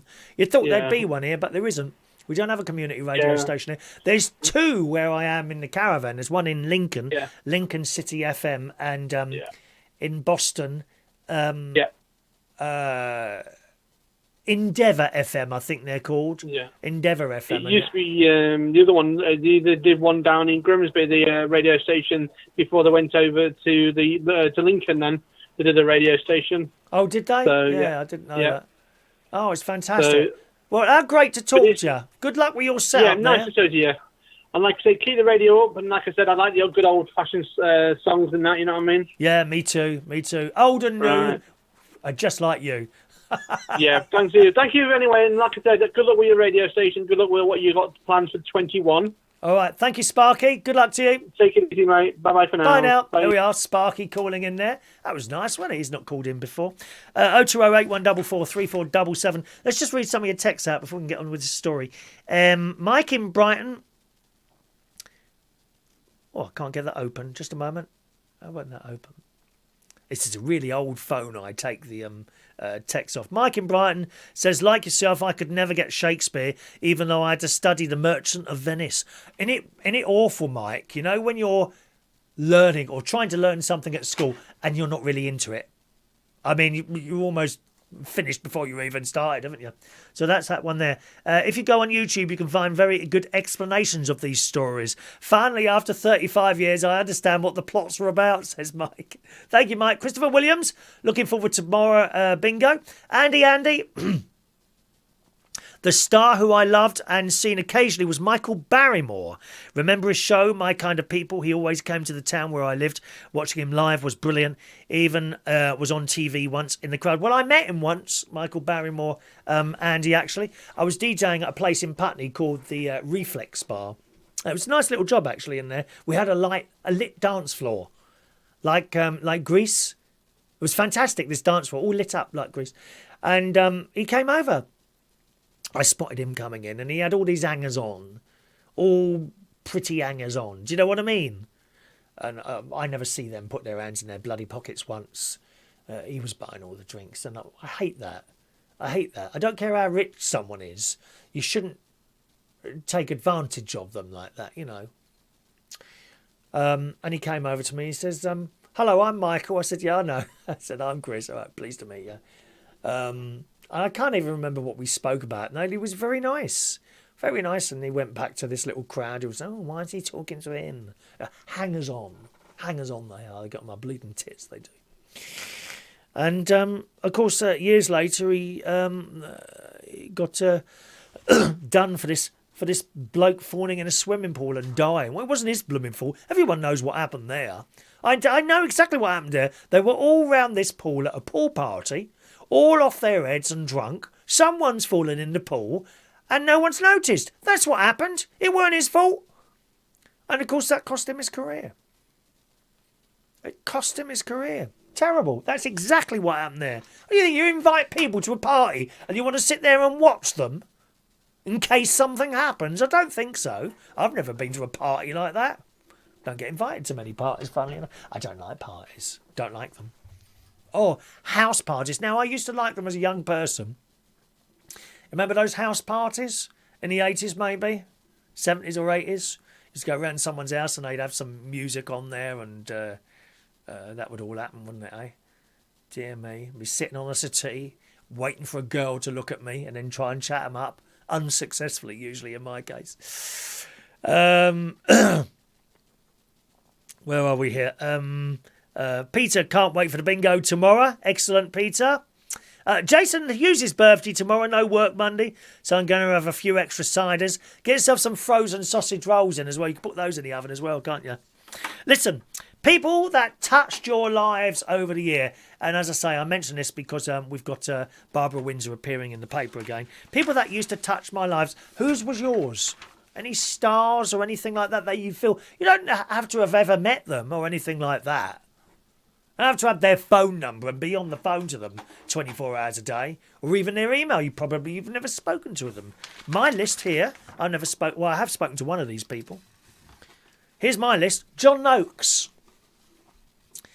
Blue Peter, 1970s, with his famous dog Shep. He touched my life. Absolutely. I'd be there religiously on a Monday and Thursday at 5:10 to watch him on Blue Peter, along with Valerie Singleton, Leslie Judd, Peter Purvis. John Noakes was like the mad uncle, your mad uncle. He was great. He died a couple of years ago now. Very sadly, he got dementia. He moved to Spain and they found him, didn't they? They found him wandering around on a beach, I think, one day, not knowing where he was. Lost his mind. But John Noakes was one of my heroes. Tony Blackburn. I mean, if you listen to my show, you probably hear kind of bits of Tony Blackburn in the way I do it. But he's my hero DJ. He touched my life and still does. Still does. I still listen to him. I listened to him as a boy. In my British Telecom van, I had the radio on in the background. He was always playing on his Radio London show. He's still on Radio London now in the afternoons. He had a bit of a bad time a couple of years ago, didn't he? The whole Jimmy Savile thing. You know, the BBC wrongly sacked him. Fortunately, they saw the error of their ways. You never get an apology from them. You know, big organisations, they don't apologise ever to anyone, do they? But he got his job back and he's happy again. Tony Blackburn really touched my life. Bruce Forsyth. Who could ever remember the 1970s on a Saturday night without Bruce Forsyth in their lives? Touched my life. Loved him. I don't care about people's private lives, really. All I want to see is that bit on the telly that they've done for us, for their job. That entertains me. Bruce Forsyth, fantastic. And Anthony Redfern as well. Touched my life. John Pertwee, Doctor Who, 1970s. Very big. Who touched your lives? What stars touched your life over the years? What celebrities? Can be anyone at all. Anyone at all. Want to talk to me? 02081 443477 or text me 07551 259 675. We've still got the email open as well there, gang. Okay, if you want to send in an email. I hope the emails are working. Didn't get any emails today. That's okay, though. Text, email. Hello to Michael Palman. Just sending in an email there. There's one from Michael Palman. Morning, Michael. 07551 259 675. What stars touched your life? Or if you want to talk about it, call me 0208 144 3477. Jimmy Savile. Yes, that well-known paedophile. I'm afraid back in the 1970s, he wasn't known as a paedophile, at least not to the people watching him on the telly. Therefore, he touched my life. You know. Saturday night, sitting there watching Jim Will Fix It. We weren't to know what was going to turn out years later, were we? And again, someone on those sort of lines, I don't think he was as bad as Jimmy Savile, but Stuart Hall, It's a Knockout. Friday night, 8 o'clock, BBC One. Da-da-da-da-da-da-da. Him and Eddie Waring laughing their heads off, entertaining us every Friday night. People and stars have touched your lives. And I've got one more written here. Bob Monkhouse. King of the quiz shows. The Golden Shot, Family Fortune, Celebrity Squares, Bob's Full House, Bob Says Opportunity Knocks. There's an excellent documentary about him at the moment on Channel 5, if you want to have a look at that, okay? It's very good. They're the stars that touched my lives. What about yours? Who touched your life as a star? Mike in Brighton says, as you may know, I used to be a manager at the Grand Hotel in Brighton. See, I know all the best people here. Manager of the Grand... That's what Mike used to do. Manager of the Grand Hotel in Brighton, dear. 10-star hotel, was it? I don't know. Is it as high up as Claridge's, Mike? I dream of a day where I can say at Claridge's, £800 a night. I bet it's nice. Is that including the breakfast? I'm going to do that one year. I'm going to stay at Claridge's for a night. Oh, how fantastic would that be? All that waiting on you, sleeping in a... Oh, gosh. Wow. Anyway, Mike says, I was very lucky to meet many famous people at the Brighton Centre. Was next to the hotel, so many artists stayed with us. Of all the people who made a huge impression was Billy Connolly. Oh, great entertainer. Billy Connolly. A true gentleman, he stayed a few nights and was always very generous to my night porters when he delivered to his room. There you go. I also had the pleasure of throwing Amy Winehouse out as she was drunk and causing upset to other guests. Well, good on you. Absolutely right thing to do. Absolutely the right thing to do. I don't care who they are. We had an artist thrown out once of one of the pubs I was working at who was caught in the toilet sniffing that nasty stuff. Oh, imagine that going up your nose. Why doesn't it make them sneeze when they do that? I never see anyone go, chew. Doesn't happen. I would sneeze my head off. I've only got to have a bit of dust go up it and that's it, mate. I'm off. No, I think you did the right thing throwing her out. Yeah, we had some. I wouldn't dare tell you who that was. I might do in a private message, Mike. John says, John Parrish says, you touched our lives, Chris. Never been the same since. Thank you, John. Fran Green, are you going to wish happy birthday for Jason's birthday tomorrow? Yeah, when it's tomorrow.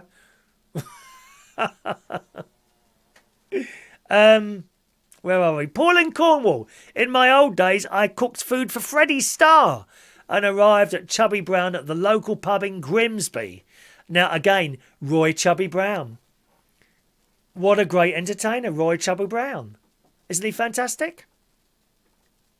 Who's the stars that touched your lives? 0208 144 3477 is my number. Let's just clear a few of those down. I just want to send Mike a little Facebook message and tell him who that person was. 1 minute. Oh, where is he? Come on. Where are you? Oh, that's the wrong one. Why aren't you there, Mike? Oh, how strange. Can't find you now. Oh, there you are.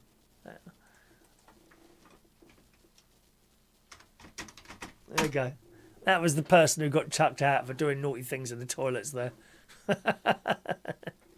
Okay.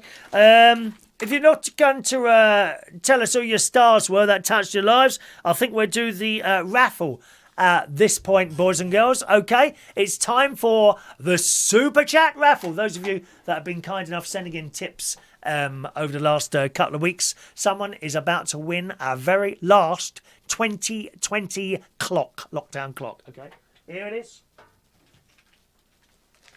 Buy your own battery, not allowed to send those in the post, my darlings. Okay, buy your own battery. Are you ready then? Here are all the raffle tickets. Look, there's loads of them. Loads of them. I don't know how many there are in here. Probably about 8,560. Can I put a lid on it or something and give it a good shake? I'd like to do that, actually. Does that fit? No, that doesn't fit. Oh, hang on. Yeah, it'll fit like that. Right, okay. So, oh, no, hang on a minute. They're all going to fall out, aren't they? 1 minute. What can I do? See, I haven't got my jar here. It's up at the caravan. I think I'll just have to mix them up like this. Do you think I should fold them in half as well? Whatever. Huh? Holy. Will you be getting a Greg's birthday cake? Did they do your birthday cakes at Greg's, Jason? You must be very old tomorrow, are you? 50, 60? Something like that, love? Got itchy nose now. Right, who's going to win it then? Are you ready? Ready?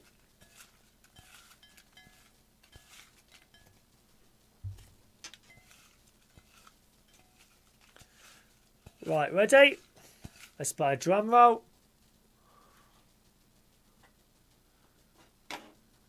Oh, where's the drum roll? There it is. Blah, blah.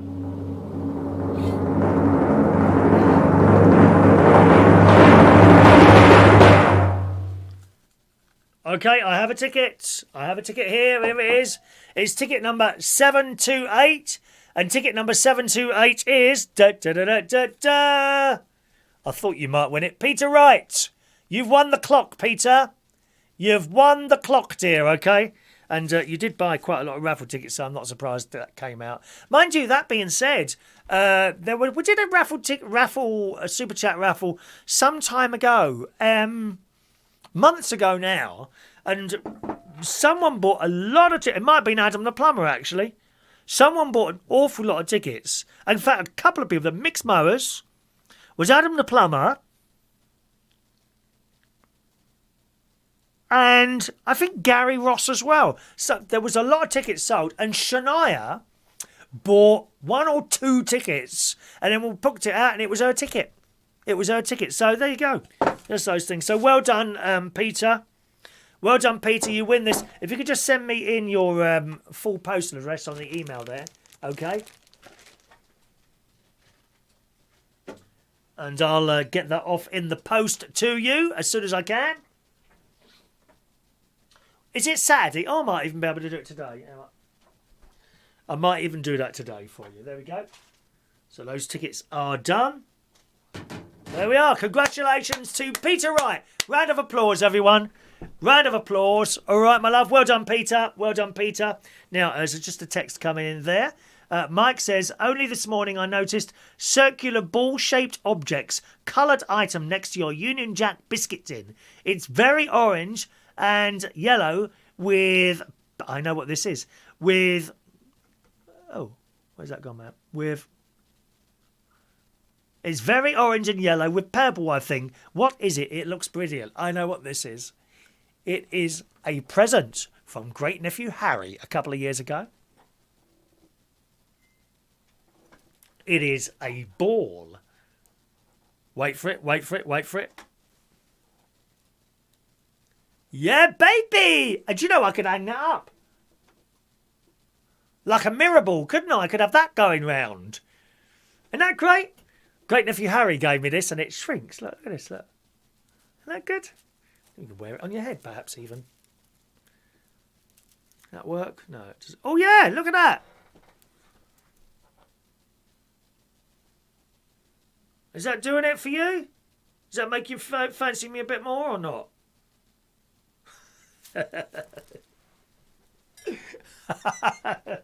Now, would you like to know what the prize is for our next super chat? First, we'll do it at the beginning of the month. We'll run it maybe to the beginning of the month. I'll show you in a minute. Not yet. I'll show you in a minute. All right. We've got a nice prize.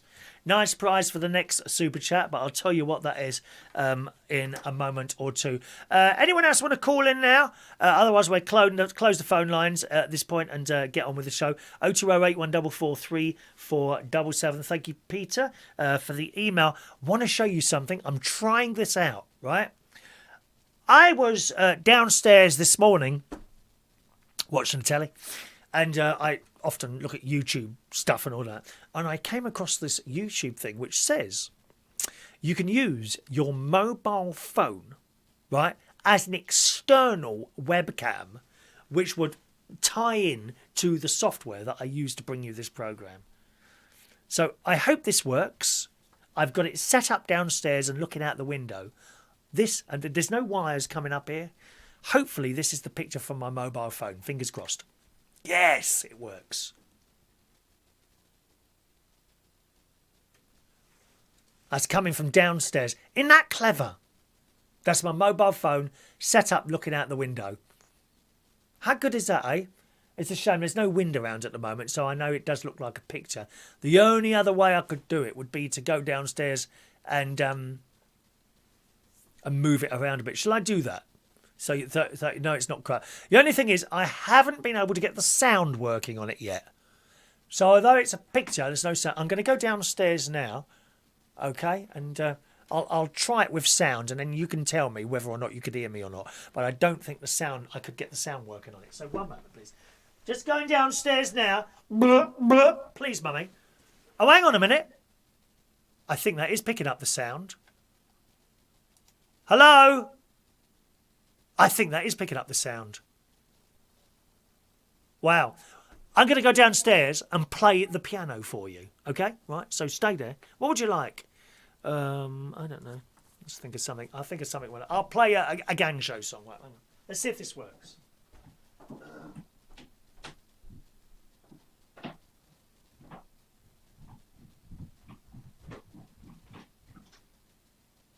Hello? Now, I don't know if you can hear me or not here.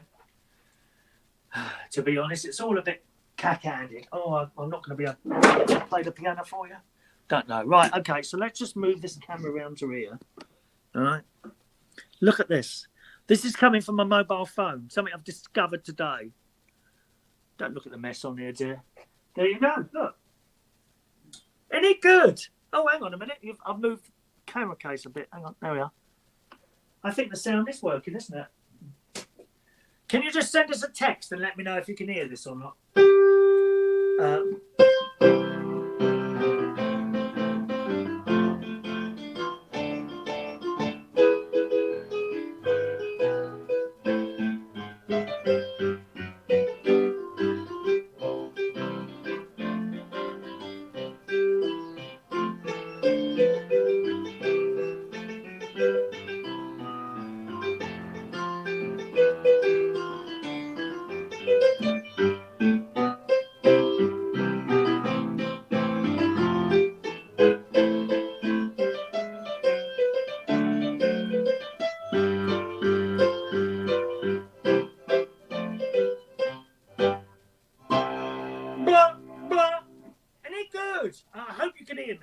Back upstairs. Shall we put that back up there? You never know. You might see a squirrel walk across or something like that. Oh, there we go. Marvellous.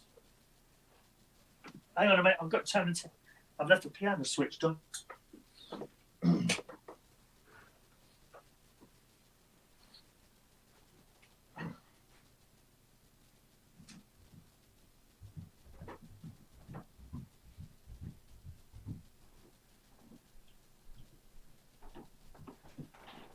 There you go. How fantastic is that, eh? I love it. Now, the question is, could you hear the piano from the microphone downstairs? I think that is actually working. I think you could actually hear the piano from there. Paul says I already knew about that on OBS. Right, it gets better. This gets better, right? Jason can hear it. Thank you, Jason. Mike says, love the phone cam feature. Your piano playing was wonderful. I'm certainly not a professional piano player, Mike. I'll tell you that now. But there is a way of doing a similar thing with earpods or earbuds where you leave a phone in a room and listen to a conversation. Yes, you could spy on people, couldn't you? In fact, there's a spy cam story coming up for you on this show today. You heard me as well, Fran. Thank you, Fran. Isn't that great? Now, this gets better. Right? I told you I was using my camera. I have discovered this morning that I can send you a link to your camera and I can put you on this. And that camera, that mobile phone can be anywhere in the world. And I can bring you in to this picture to appear as a picture on here like this. How blooming clever is that? The only thing is, I don't think it can be two-way. Like, so for example, although the camera is where you... Say for example, I sent Gary Ross. I could send Gary Ross a link. He clicks on the link. It then asks if I usually ask you questions. You then click the link. It then takes you to a web page, and it says, "Do you want to share your camera and microphone?" You say yes. Bang. Click start. It then sends the output from your camera to me over the internet. How clever! The only thing is, you can't hear me, so you'd have to have something else on so that you could hear me talking to you. But I think this is probably what the BBC and ITV have been doing, something similar with all their because they tend not to send camera crews out anymore, don't they? They do it all on mobile phones. But I've only just discovered that. It's just amazing. You know, if I wanted to sort of have we're going to go over to Shania now, who's at the moment in her church. Hello, Shania, how are you? And then she could show us around her church. Here's a little tip for you. A little tip. When you are doing stuff and sending it on Facebook, right?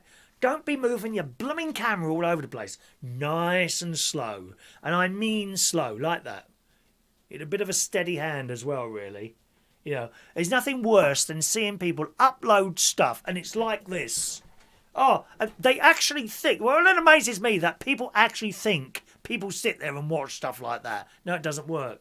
So it's amazing. Absolutely amazing. So I wanted to share that with you this morning. And I didn't think the sound was working. Clearly it is. So I'm well happy with that. For example, you know, my nephew, Gary, I could ring him. Right, I want to talk to you about da-da-da-da-da-da. And perhaps he could have, like, another phone there. Okay, all right, Gary, we're going to come to you now. And that might work very well. I don't know. I don't know how well that would work, but it's something I'd like to try out, at some point. And talking of spying, well, there's a new set of glasses coming out. Do you remember those Google glasses? They never really took off, did they? I don't know why. I know a couple of people who bought them. But Facebook are launching them now. In the Sun this morning, Facebook will launch a pair of connected glasses this year very soon. I wonder how much they're going to be. They've got their portal thing, haven't they? Facebook portal. And it's really dear. All it is a webcam plugged into your telly. And it was really expensive when that came out. I don't know what they're charging for that now. These new Facebook smart spectacles have been teased previously, but remain largely a mystery. It's a mystery. It's all very strange and mysterious.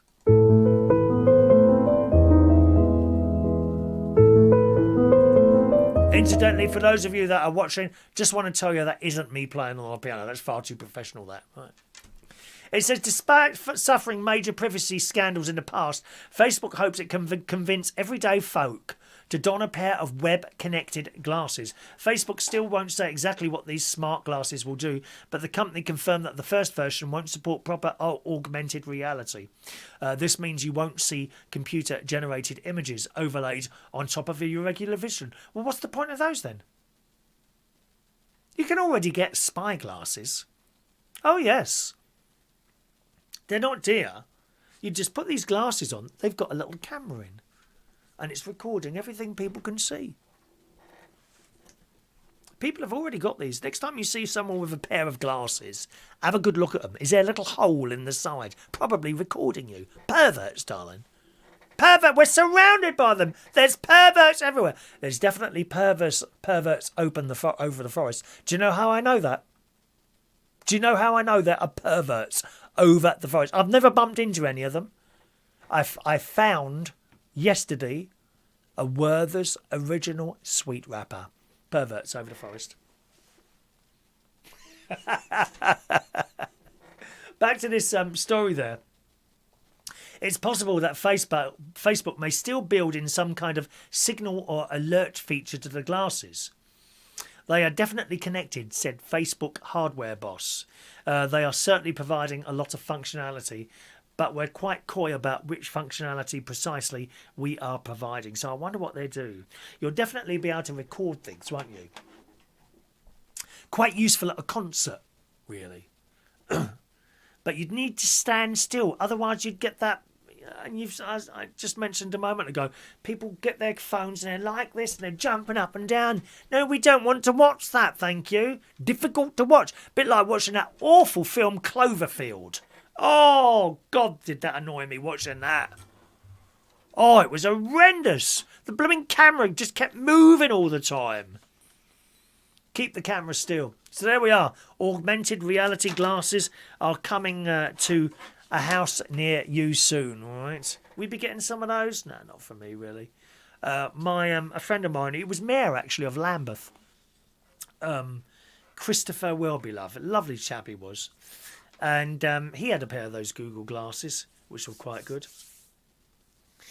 Thank you, George. George said he could hear us nice and clearly. Thank you, George. Oh, by the way, my thumb's healing up now. Do you remember that? Look. Can you see that there? I was picking it. And I kept picking it, and eventually I'd done quite a bit of damage.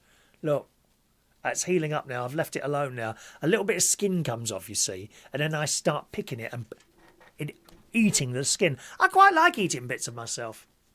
It's much preferable to a piece of other dead animal that we don't know. All right? Okay, yeah. The next... you want to know the next... Super Chat prize, don't you? I nearly forgot about that. So our next Super Chat will be, do we do it every month or every 2 weeks? I can't remember now. Peter, what did I say with the Super Chat prizes? Is it every week or every two? Is it every month or every 2 weeks? I can't remember now. Remind me, Peter, please, on the text. Soon as you like to get so involved, my darling. Oh, I've got to do a solar panel reading on Wednesday as well. Right, okay, here we go. The next Super Chat raffle prize is... But do we need a drum roll for this? And what else can I have? Is there anything else? No, I haven't got anything else yet. We're doing another... Is...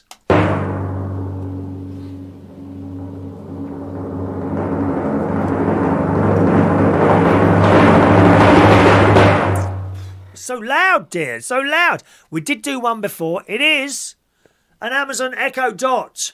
How fabulous. You could win this and listen to me on the radio. Hey, it just gets better and better, doesn't it? Hey? That is the new Super Chat prize, which I think happens in either 2 weeks or at the end of the month. I can't remember what I said now.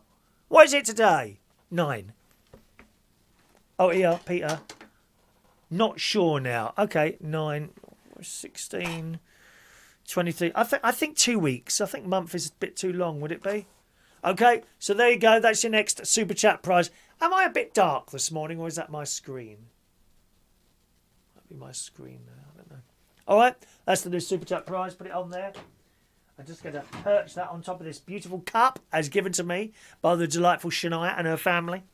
Thank you very much. Super Chat prize. Every time you send a £1 Super Chat, I'll give you a free raffle ticket That's the prize in 2 weeks' time on Saturday the 23rd. Okay, let me put that on my diary. Superchat. Raffle. There we go. Okay. Good. Now, what else have we got here? This could be good news for some of you. I find it good news. Britain's Got Talent postponed. Good. Good. I like to see people's talent. I like to see that on the telly. I don't care how bad or how good you are. What I don't like to see is 4 judges ripping you apart. Don't like it. Don't like it. But it's been cancelled. Good. See, Bob Monkhouse's Opportunity Knocks. We never had someone ripping people apart, did we? We had it on New Faces. That Nina Mishkov. Miserable old bag that was, weren't she? Do you remember that on New Faces? Danny Woodhouse, I bet you remember her. Nina Mishkov. She was horrible, she was. Horrible, horrible lady. But you never saw it on Opportunity Knocks, either with Bob Monkhouse or Hughie Green. They never took the mick out of people. Or there was a talent show on BBC Two as well, which I can't remember now what it was called. It was about 10, 11 years ago now. I remember that because I became very ill once with some sort of virus. It was about 11 years ago. And they found out what it was eventually. It was about 11 years ago, and I got out. I just couldn't do anything. I was really ill. And I got up and I looked at the telly and I thought, oh, that thing's on. I just managed to stand up and watch her. And I looked at the clock, and the next thing I knew, I woke up on the floor. I'd collapsed. I'd gone. I'd completely collapsed, and I'd bit my lip, and all blood was coming out. It's about 11 years ago now, and I remember that because of that. You see, and it was a good series. I can't remember who it was. It was someone a bit like Bradley Walsh who hosted it, and the audience had little buttons to sort of give points and things like that. That was all right, but I don't like the judging thing. I don't like 4 judges ripping people apart for their own agenda. Don't like it. Anyway, the next series of Britain's Got Talent has been postponed due to the pandemic. ITV said the filming for the 15th series, don't get me wrong, it's popular, I just don't like it. 15th series of Britain's Got Talent has been postponed from its recording dates in January. So there we are, it's gone. Are you pleased about that or not? I don't really like it, Britain's Got Talent. You may like it. So that's that story there. Have I done everything today? Done the Super Chat raffle. Poor Ronnie's cat. Now, do you remember my mate's cat? He's got 5 cats. There's Louis Vuitton. There's Ralph. There's Chanel. She's a little white one. And she's got resting bitch face. Do you know what that is? Resting bitch face. And that cat is a beautiful white cat, and she's a young female cat, and she attacks all the other ones. They're scared of her. Ralph, the cat, is twice the size of Coco Chanel, right? And yet she attacks him and he runs off. And she's got this resting bitch face where she sits like that. I kid you not. And who's the other cat he's got? Lauren. Anyway, Vuitton. You may remember, if you've been with the show for some years, you'll remember a couple of years ago he had a problem with Vuitton, brain tumour. Vet said, no, nothing we can do. Anyway, he sought out more information and found that there is a vet hospital near London, just outside London on the M25. And they said, well, have a look. Took it in there and took the tumour off, and the cat is still here. £8,000 that cost. The insurance covered some of it, but I think they still had to pay out £2,000 or £3,000 themselves.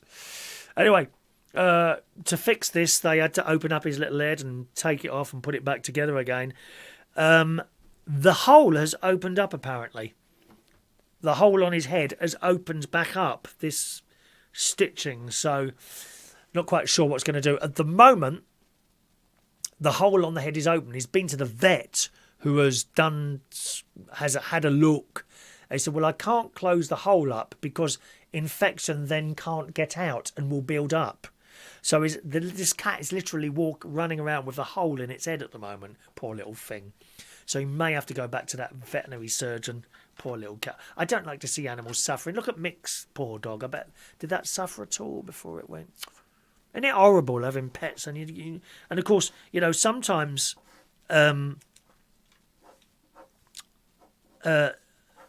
sometimes the pet itself, like you're trying to do something, it might be something simple like cutting its nails, and they don't like it, and it's for their benefit, but they don't like it, and the only way they can tell you they don't like it is to bark or growl or bite, because that's their way of talking, isn't it? Fran says, talking about Huey Green, my uncle's band Shimmer appeared on his show. Huey Green, opportunity knocks, da da da da da da da da da. Oh, I used to love that programme. Just clear some of those down, my darling. 1 minute. Okay, good. Still got the text number open. Phone lines are closed. 07551 259 675 if you want to send a text. Now, don't forget, gang, bingo tomorrow. If you're playing the bingo, it's on its own channel. There it is. Okay, thebingochannel.co.uk. That's where you'll find the bingo tomorrow. Perhaps you haven't registered for the bingo and you want to join us tomorrow. We will be playing 4 games. 8, 8:15, 8:30 and 8:45. Okay? 4 games. We've reduced to 4 games because there's no raffle tickets. So 4 games. I'm slightly doing the prizes differently as well, but you'll find out more tomorrow. Thebingochannel.co.uk is the channel you need to be on. All right? I had a little bit of a disaster in the kitchen this week. Oh, yes. Was it last night? The night before last. I thought I'd go in the cupboard and just check for out-of-date foods. It's something that I do every 5 years. I don't do it very often. And I found a few bits and pieces. They were a couple of years out of date. Probably okay, actually. Stuff like powdered soup. I had some tomato soup and vegetable soup. That was like, I looked at it. It's 2019. Oh, that's all right. It was last year. No, dear. 2 years ago. 2 years ago. So I chucked those out. And then I found some bottles of vinegar, which hadn't even been opened, to be honest. And they said 2000. One said 2017. One said 2018. Best before. So I thought I'd better throw these away. So I took the top off and I'm doing it. Nothing coming out. Of course, it's got one of those little things in it, to make it just little kind of a stream of liquid coming out rather than gushing out. So I'm squeezing it gently and this stuff's got, oh Christ, this is taking a while. Anyway, I've taken both hands and I've gone like this. Oh, that's better. And suddenly the stopper has come out. This vinegar has gone everywhere. Oh, it stank. It went on my face, splashed on my face. My God, have you ever had vinegar on your face? It stings. It was actually stinging my face, this vinegar. Any coronavirus that was on me is now dead due to the vinegar. Perhaps we should all start drinking vinegar. Is that a good idea? Just a suggestion to you. Attacked by my own bottle of vinegar. Oh, it went everywhere. So then I got the bleach out because it had gone all up the black splash bit and there. Got this bleach out and started cleaning the back and my table and what have you. And that was it. Then I think I went out for a nighttime walk after I'd cleaned up. Well, I got another bottle. The same bottle of vinegar. And I thought, well, I'll be a bit more careful this time. And oh, come on, just squeeze it a little bit. And the same thing happened. I kid you not. Didn't get on my face this time, though. But it was the vinegar stang my face. You don't care, do you? No one cares. No one cares. Then I went out for my walk. I come back in, and there was the vinegar smell. It smells of vinegar. The bleach smells of bleach, right? But when I got back, I opened my door, and it was this most vile concoction of the both smells sort of together. Oh, it was horrible. It was horrible. Never mind. So that was the burst vinegar bottle I was going to tell you about. Spotify. Mike in Brighton says, your show is not long enough. You're joking, aren't you? They disappear after an hour. People usually disappear up. I don't know what. I don't keep an eye on numbers, but I'm sure if you look at them at sort of 20 minutes into the show and then look at them at sort of an hour and 20 minutes into the show, they'd be a lot lower because people get fed up with me. Don't care. I'm having a good time. And people often say, how many people listen to you on the radio? Well, I have no idea. Absolutely no idea at all. No idea. Doesn't bother me. I don't know. I mean, if there were 10 million people watching this, I'd be very happy. What we got today? 20? 10, 20, maybe? I reckon about 25 probably at this point. Usually we can get up to about 40, I'm told by my brother-in-law. About 40 usually, maximum. And then... and then as the show goes on, you lose. If people don't like a bit, they just go. They don't come back when they get to a bit, Leslie said, me and Gary have been together 5 years. Oh, hang on a minute. What have I done here? Where have you... I had that moment. Where's that gone there? Did I not read this out? Sorry, I don't think I've read this out. This is from Leslie. Morning, my dearest friend. Happy New Year. Me and Gary have been together 5 years, not married. He makes me mad a lot of the time, but I love him with all of my heart. Well, you have to hit him, Leslie. I hope you're still with us at this point. I'm so sorry. I missed this message from earlier. You have to hit him, darling. You see, all this domestic violence, they keep bringing that up on blooming... what's that woman's... she's not on anymore, is she? The one on News 24. Victoria Derbyshire. You could have been on there. Isn't it? Domestic abuse. I've got a theory about domestic abuse, which I've mentioned once or twice on this programme, Leslie. If he does what he's told, he won't get hit, will he? It's as simple as that, love. So, Gary, do what you're told, and she won't hit you. It's so simple. Mike, your show is not long enough. You're my new swap shop. What would you like to swap? Pants? Would you like to swap a pair of my pants? I'll get a pair. What will you swap me for my pants, Mike? Hang on a minute.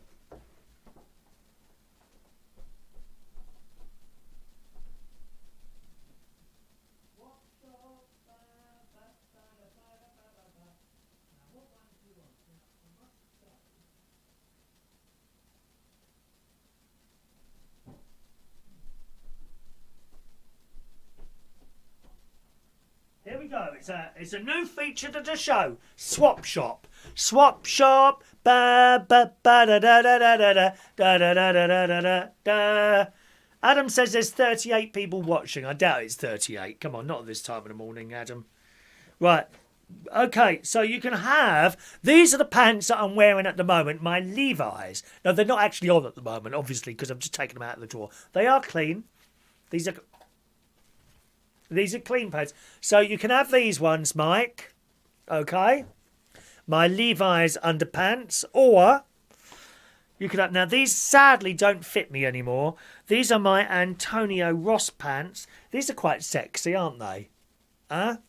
Antonio Ross pants, the red ones. Or you can have... Now, these really don't fit me anymore. These are quite old. Yet they're still white. Isn't that amazing?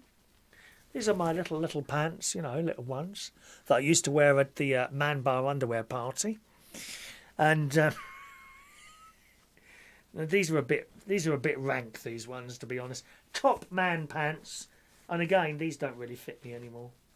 There's my top man pants as well. So, there we go, darling. So, what would you like to swap me? And for which pair of those would you like, Mike? Or indeed anyone else? Which ones do you want, my darlings? Okay. Oh, it's texted in already. Keep your pants. I only wear Calvin Klein's and only white. Oh, well, I used to wear white Calvin Klein. They used to get really dirty because of the Man Bar underwear party, which I used to go to on a Sunday afternoon. So I can't really wear those anymore. Well, I had to chuck them away in the end. They were filthy. Absolutely filthy. So, anyone else want to swap anything for my pants? What about you, Peter, right? Do you want to swap anything for my pants? 07551 259 675 for your texts this morning.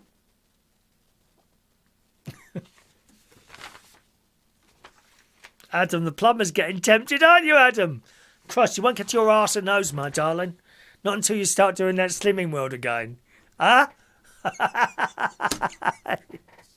We do have a laugh, don't we? That's everything on my list. I've done everything. Anyone have trouble with Spotify at all? I came across a problem this week. And I kept going on Spotify, and there was a lot of the songs that were greyed out. And we couldn't work what it was. Some people suggested having a VPN, which was a complete mystery to me what that was. I don't know how to do it, you see. That's the trouble. It looked very complicated. You had to download something. I'm a bit funny with downloading stuff, you know. I wouldn't know what to do with it. It's all very well said, oh, this is what you need. Well, I don't know what to do. Oh, hang on. Peter Wright doesn't want any of the pants. Mind you, very sensible, Peter. I very much doubt they're going to go around your arse. Bit too small for you, darling, aren't they? Yeah, by about 25 inches, love. Huh? Well, I'm sorry. I can only speak as I find. Anyway, where was I? Oh, I've lost my point again. Oh.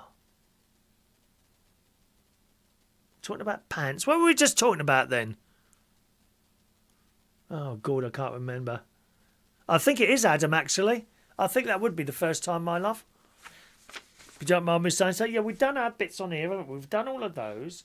Told you where the bingo is. Let's just cross that out now. Look at all this I've done. I can't believe I've got through it all today. Oh, that's all done on there. What was I going on about a moment ago? Can someone remind me? We were going on a trowel then, weren't we? A trowel. I don't know. Is that everything? Paul, Spotify. Thank you, Spotify. Thank you, Paul. Thank you, Paul. Spotify. That's what I was talking about. Anyway, and a lot of the songs were greyed out. I thought, and I was looking at chart music because now I'm doing the radio station again. I want new chart music, stuff that's current, because I'm missing a bit of music. When I stopped DJing, I stopped buying music. Right? I stopped. So there's like a 2 or 3 year gap in between my music collection. So I listen to other people's shows and I fill it in from that. Well, that's a good song. You know, I'll buy it. Anyway, so I'm on this Spotify thing. Loads of the songs were greyed out. We couldn't work out what it was. Someone said get a VPN, and I wasn't quite sure what that was. I know it changes something, so it doesn't know where you are. I don't know. I thought, I don't want to do that. Someone then suggested putting the Spotify in again, so we tried that and other suggestions. And then someone said, have you got the explicit button switched off? They said, go to settings and look. And I looked in settings, and sure enough, I turned off the explicit lyrics settings. So you find, and I never understand why, a lot of the modern music is full of swearing and nastiness. I don't want to really listen to that, really.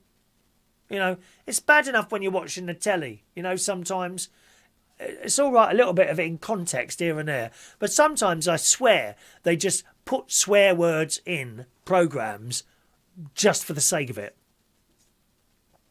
I don't see the point of that. And it's the same with a lot of music.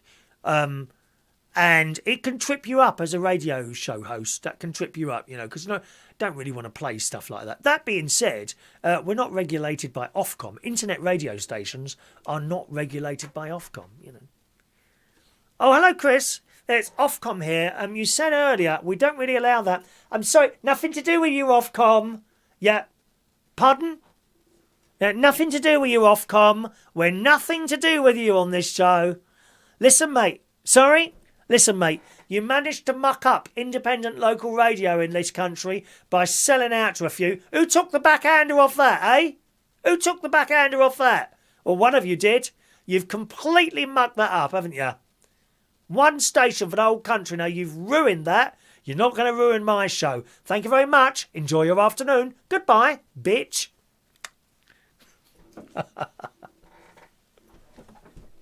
And listen, that's another thing I've had occasionally. Oh, you said the word bitch. That's offensive. Excuse me. May I correct you there? May I correct you there? Because I've always got an answer. Always have an answer to these blooming idiots who are offended by everything all the time. Right? The word bitch is used a lot in the gay community. Example. You right, bitch? How are you today? Answer the phone. Good morning, bitch. That's why I speak to my mate. Used extensively in the gay community, not as an offensive word. Therefore, you being offended by the word bitch, as used in the gay community, makes you homophobic. Yes?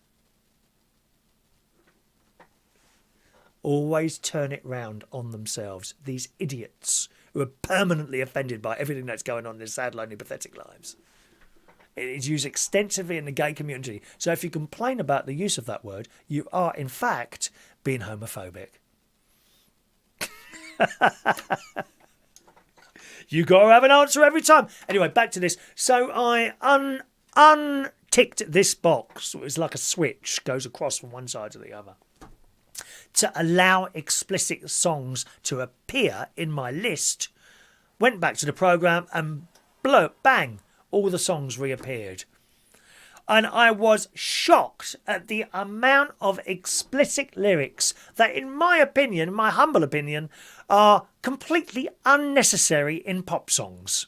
I just don't see the point of it. For example, that excellent song by, what's her name? Starships.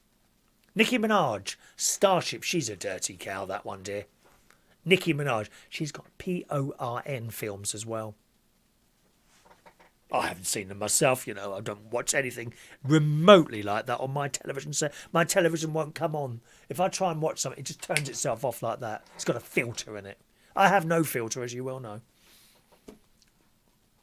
Nicki Minaj, Starships, and she says, F who you want and F who you are, and all this business. I think it's just so unnecessary.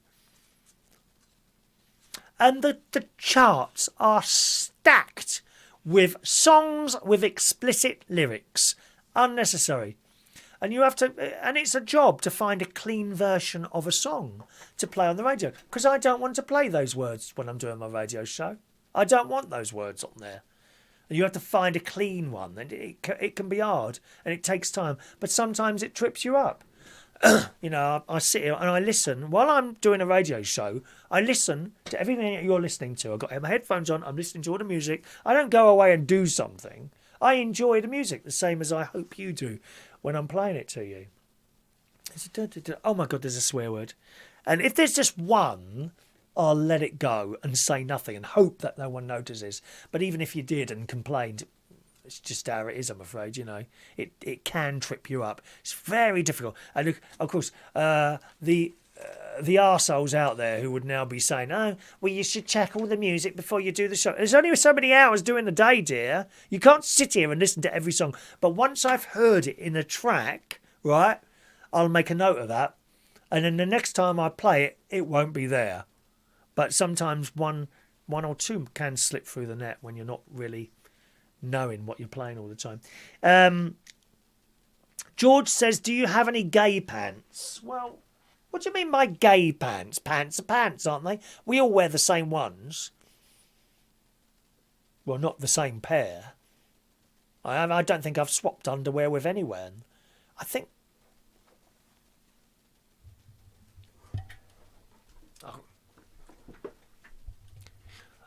think my sister and her husband swap underwear.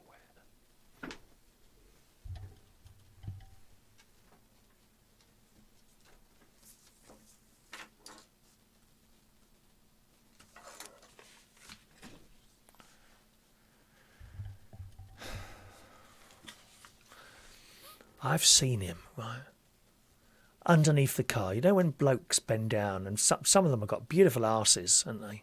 You know, some of those young builders, about 25, 30 years old, and they're bent over, and you can just see it at the top, can't you? I've seen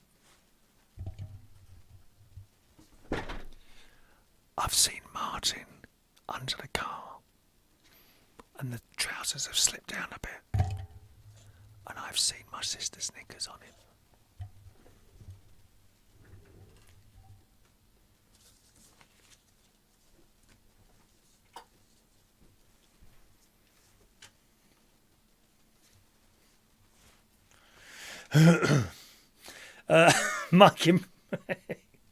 Mike in Brighton says, wonderful show, bitch. There you go. See?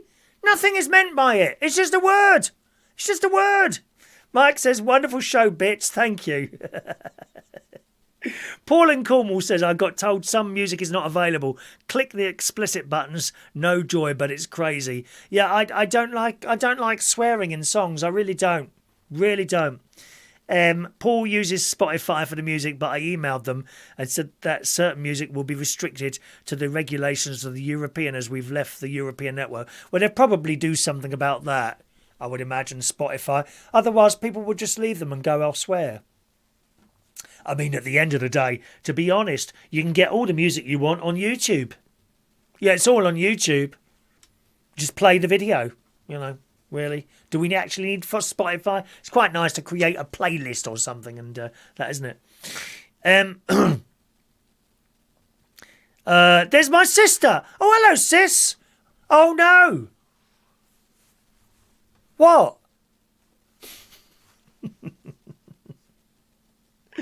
Peter, right, Virtual Private Network, VPR stands for, I don't know what it is, I'm afraid. Adam the Plumber, you were talking about Spotify and downloading stuff. Here we are. What's that? What's he sent me there? Gary Ross. Oh, what are 37 people in the chat box? Is there? Oh, right, okay. I didn't realise there were so many there.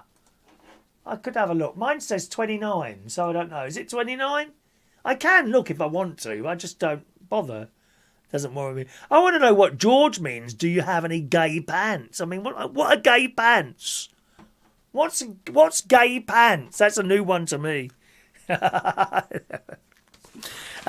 Actually, talking of my brother-in-law and my sister, they've sent my Christmas present to me. I wonder if it's here yet. Oh, I can't look. I haven't got my phone here.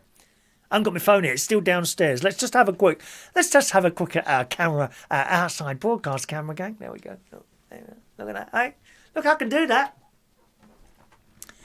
I just think that's fantastic. So if I wanted to, for example, my sister, I could send it, maybe not my sister, she's not too good with the technology, but my brother-in-law, I could send him the link, right? He fires up his camera, and I pick that up here, and he could be using his camera to do an insert, an insert into the program. But I don't think it's not two-way. He couldn't hear me coming out of his camera, or at least I don't think he could. I'm not sure about that. I don't think. I'll have to look a bit more into that. But it's very interesting, isn't it? Right. So that's that. What else have we got here? Car with spiders in the Daily Mirror. Hey, it's your favourite subject, Rachel. Spiders. Spiders are everywhere. Evil. Twice a year, the doors of hell open on this planet. Millions of spiders come out. In the Daily Mirror, a mum has been advised to burn the car after she found a huntsman spider there in Australia. Now, they're quite large. Huntsman spiders can be very large. And I've seen a couple in Australia, literally on a wall. They're not afraid. We are not afraid. She found a huntsman spider had hitched a lift with her and things only got worse. Mum Emma said she was arriving at a petrol station close to her home in Adelaide, Australia on Christmas Day when the spider began crawling along the dashboard on the passenger's side. She said she stared at the creature thinking, what am I going to do with this thing, and eventually managed to remove it from the car to seemingly put an end to the ordeal. Now, huntsman spiders will bite you. But they're not poisonous. They're large, but not poisonous. However, as Michael Pullman would tell you, if you get bitten by one, if it becomes infected, that can do you damage. But it would be more of an infection rather than the spider's bite itself. No poison, okay? But the situation only got worse as baby spiders started appearing all over the vehicle days later. Forcing her to abandon it. Now, I've seen this actually in my garden. I've seen a web with a spider and hundreds of little tiny little things they are. They got to live, haven't they? Haven't they? Not in my house, they don't. But they're out there in the garden. What are they going to do, you know? I certainly don't see the need to kill a spider outside. Why? In the house, I try and get it out. Sometimes, not always. If it's big, I'm sorry. I don't squash them. They go in the hoover. Hoover! As my nephew would say. Hoover! Hoover! Like that. She told the Daily Mail over the next couple of days when I was driving with my kids in the car, babies started coming out of nowhere. Baby spiders, that is, not actual babies. My eldest freaked out when she saw a baby in the front seat and the other two in the back turned statues. She said she even had to deal with a baby spider while driving down a busy road and began researching the best way to remove them. Oh dear. How do you get rid of them all? She found natural remedies online. They failed to work. She borrowed her husband's car, drove to purchase a bug bomb. I don't know what that is, a bug bomb. That must be some sort of smoke thing, is it? She says after avoiding using a car for a few days, she opened the door to find spider silk covering the vehicle and babies were coming down off the roof. Oh, God. They were gliding a lot, but they were having a party there. The spiders have all now been cleared out, and her mum says her son was very hesitant to go back in the spider car unless he was reassured it was now safe. Bless them. Oh, no. And as I just said to you, huntsmen are not considered to be dangerous and are said to usually run away then become aggressive. They can lay up to 200 eggs. Don't like spiders' eggs. All right, now what's the time? Oh, God, it's 12:10, dear. Have we got... Let's have a look there. What else did we have on our list? List of things to chat about today. Just a minute, let me have a quick look. Stars. Oh, Hornby trains. Anyone who likes electric train sets, just to let you know, those of you with that lovely app, TikTok. It's all gone a bit TikTok. One of my friends on Reach on Air, Danny, his name is Danny, he's done this like trial promotion for his show, and he's got a couple of his I think his sister's children or someone like that, and they go, it's all gone a bit TikTok. I can't play it to you because it's got music on it and then we get copyright stuff then, but it's a lovely little thing. Anyway, TikTok, Hornby trains are now on TikTok. Okay, so if you like electric trains and that sort of thing, there is now a Hornby trains TikTok channel username. All right, so have a look for that one.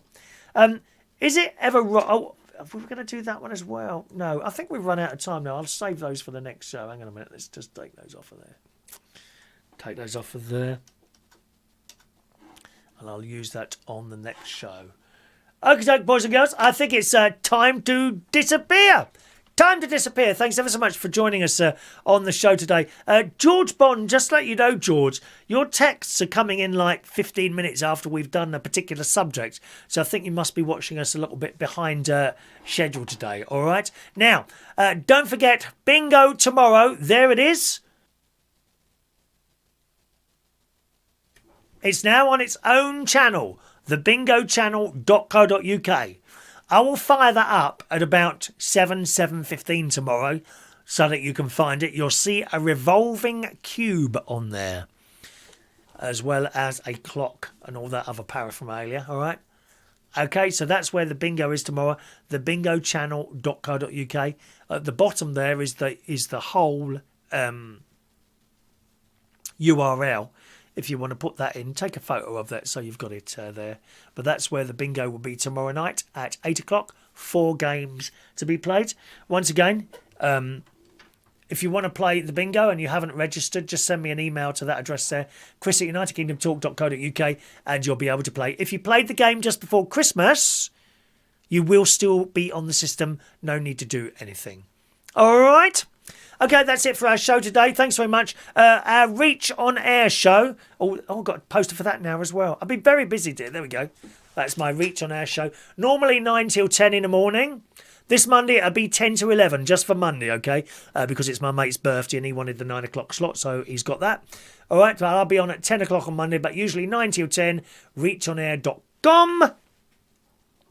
Our next chat show, just like this, will be on Wednesday night at 8 o'clock. So I do hope you'll be able to join me Wednesday night at 8 o'clock for our next show.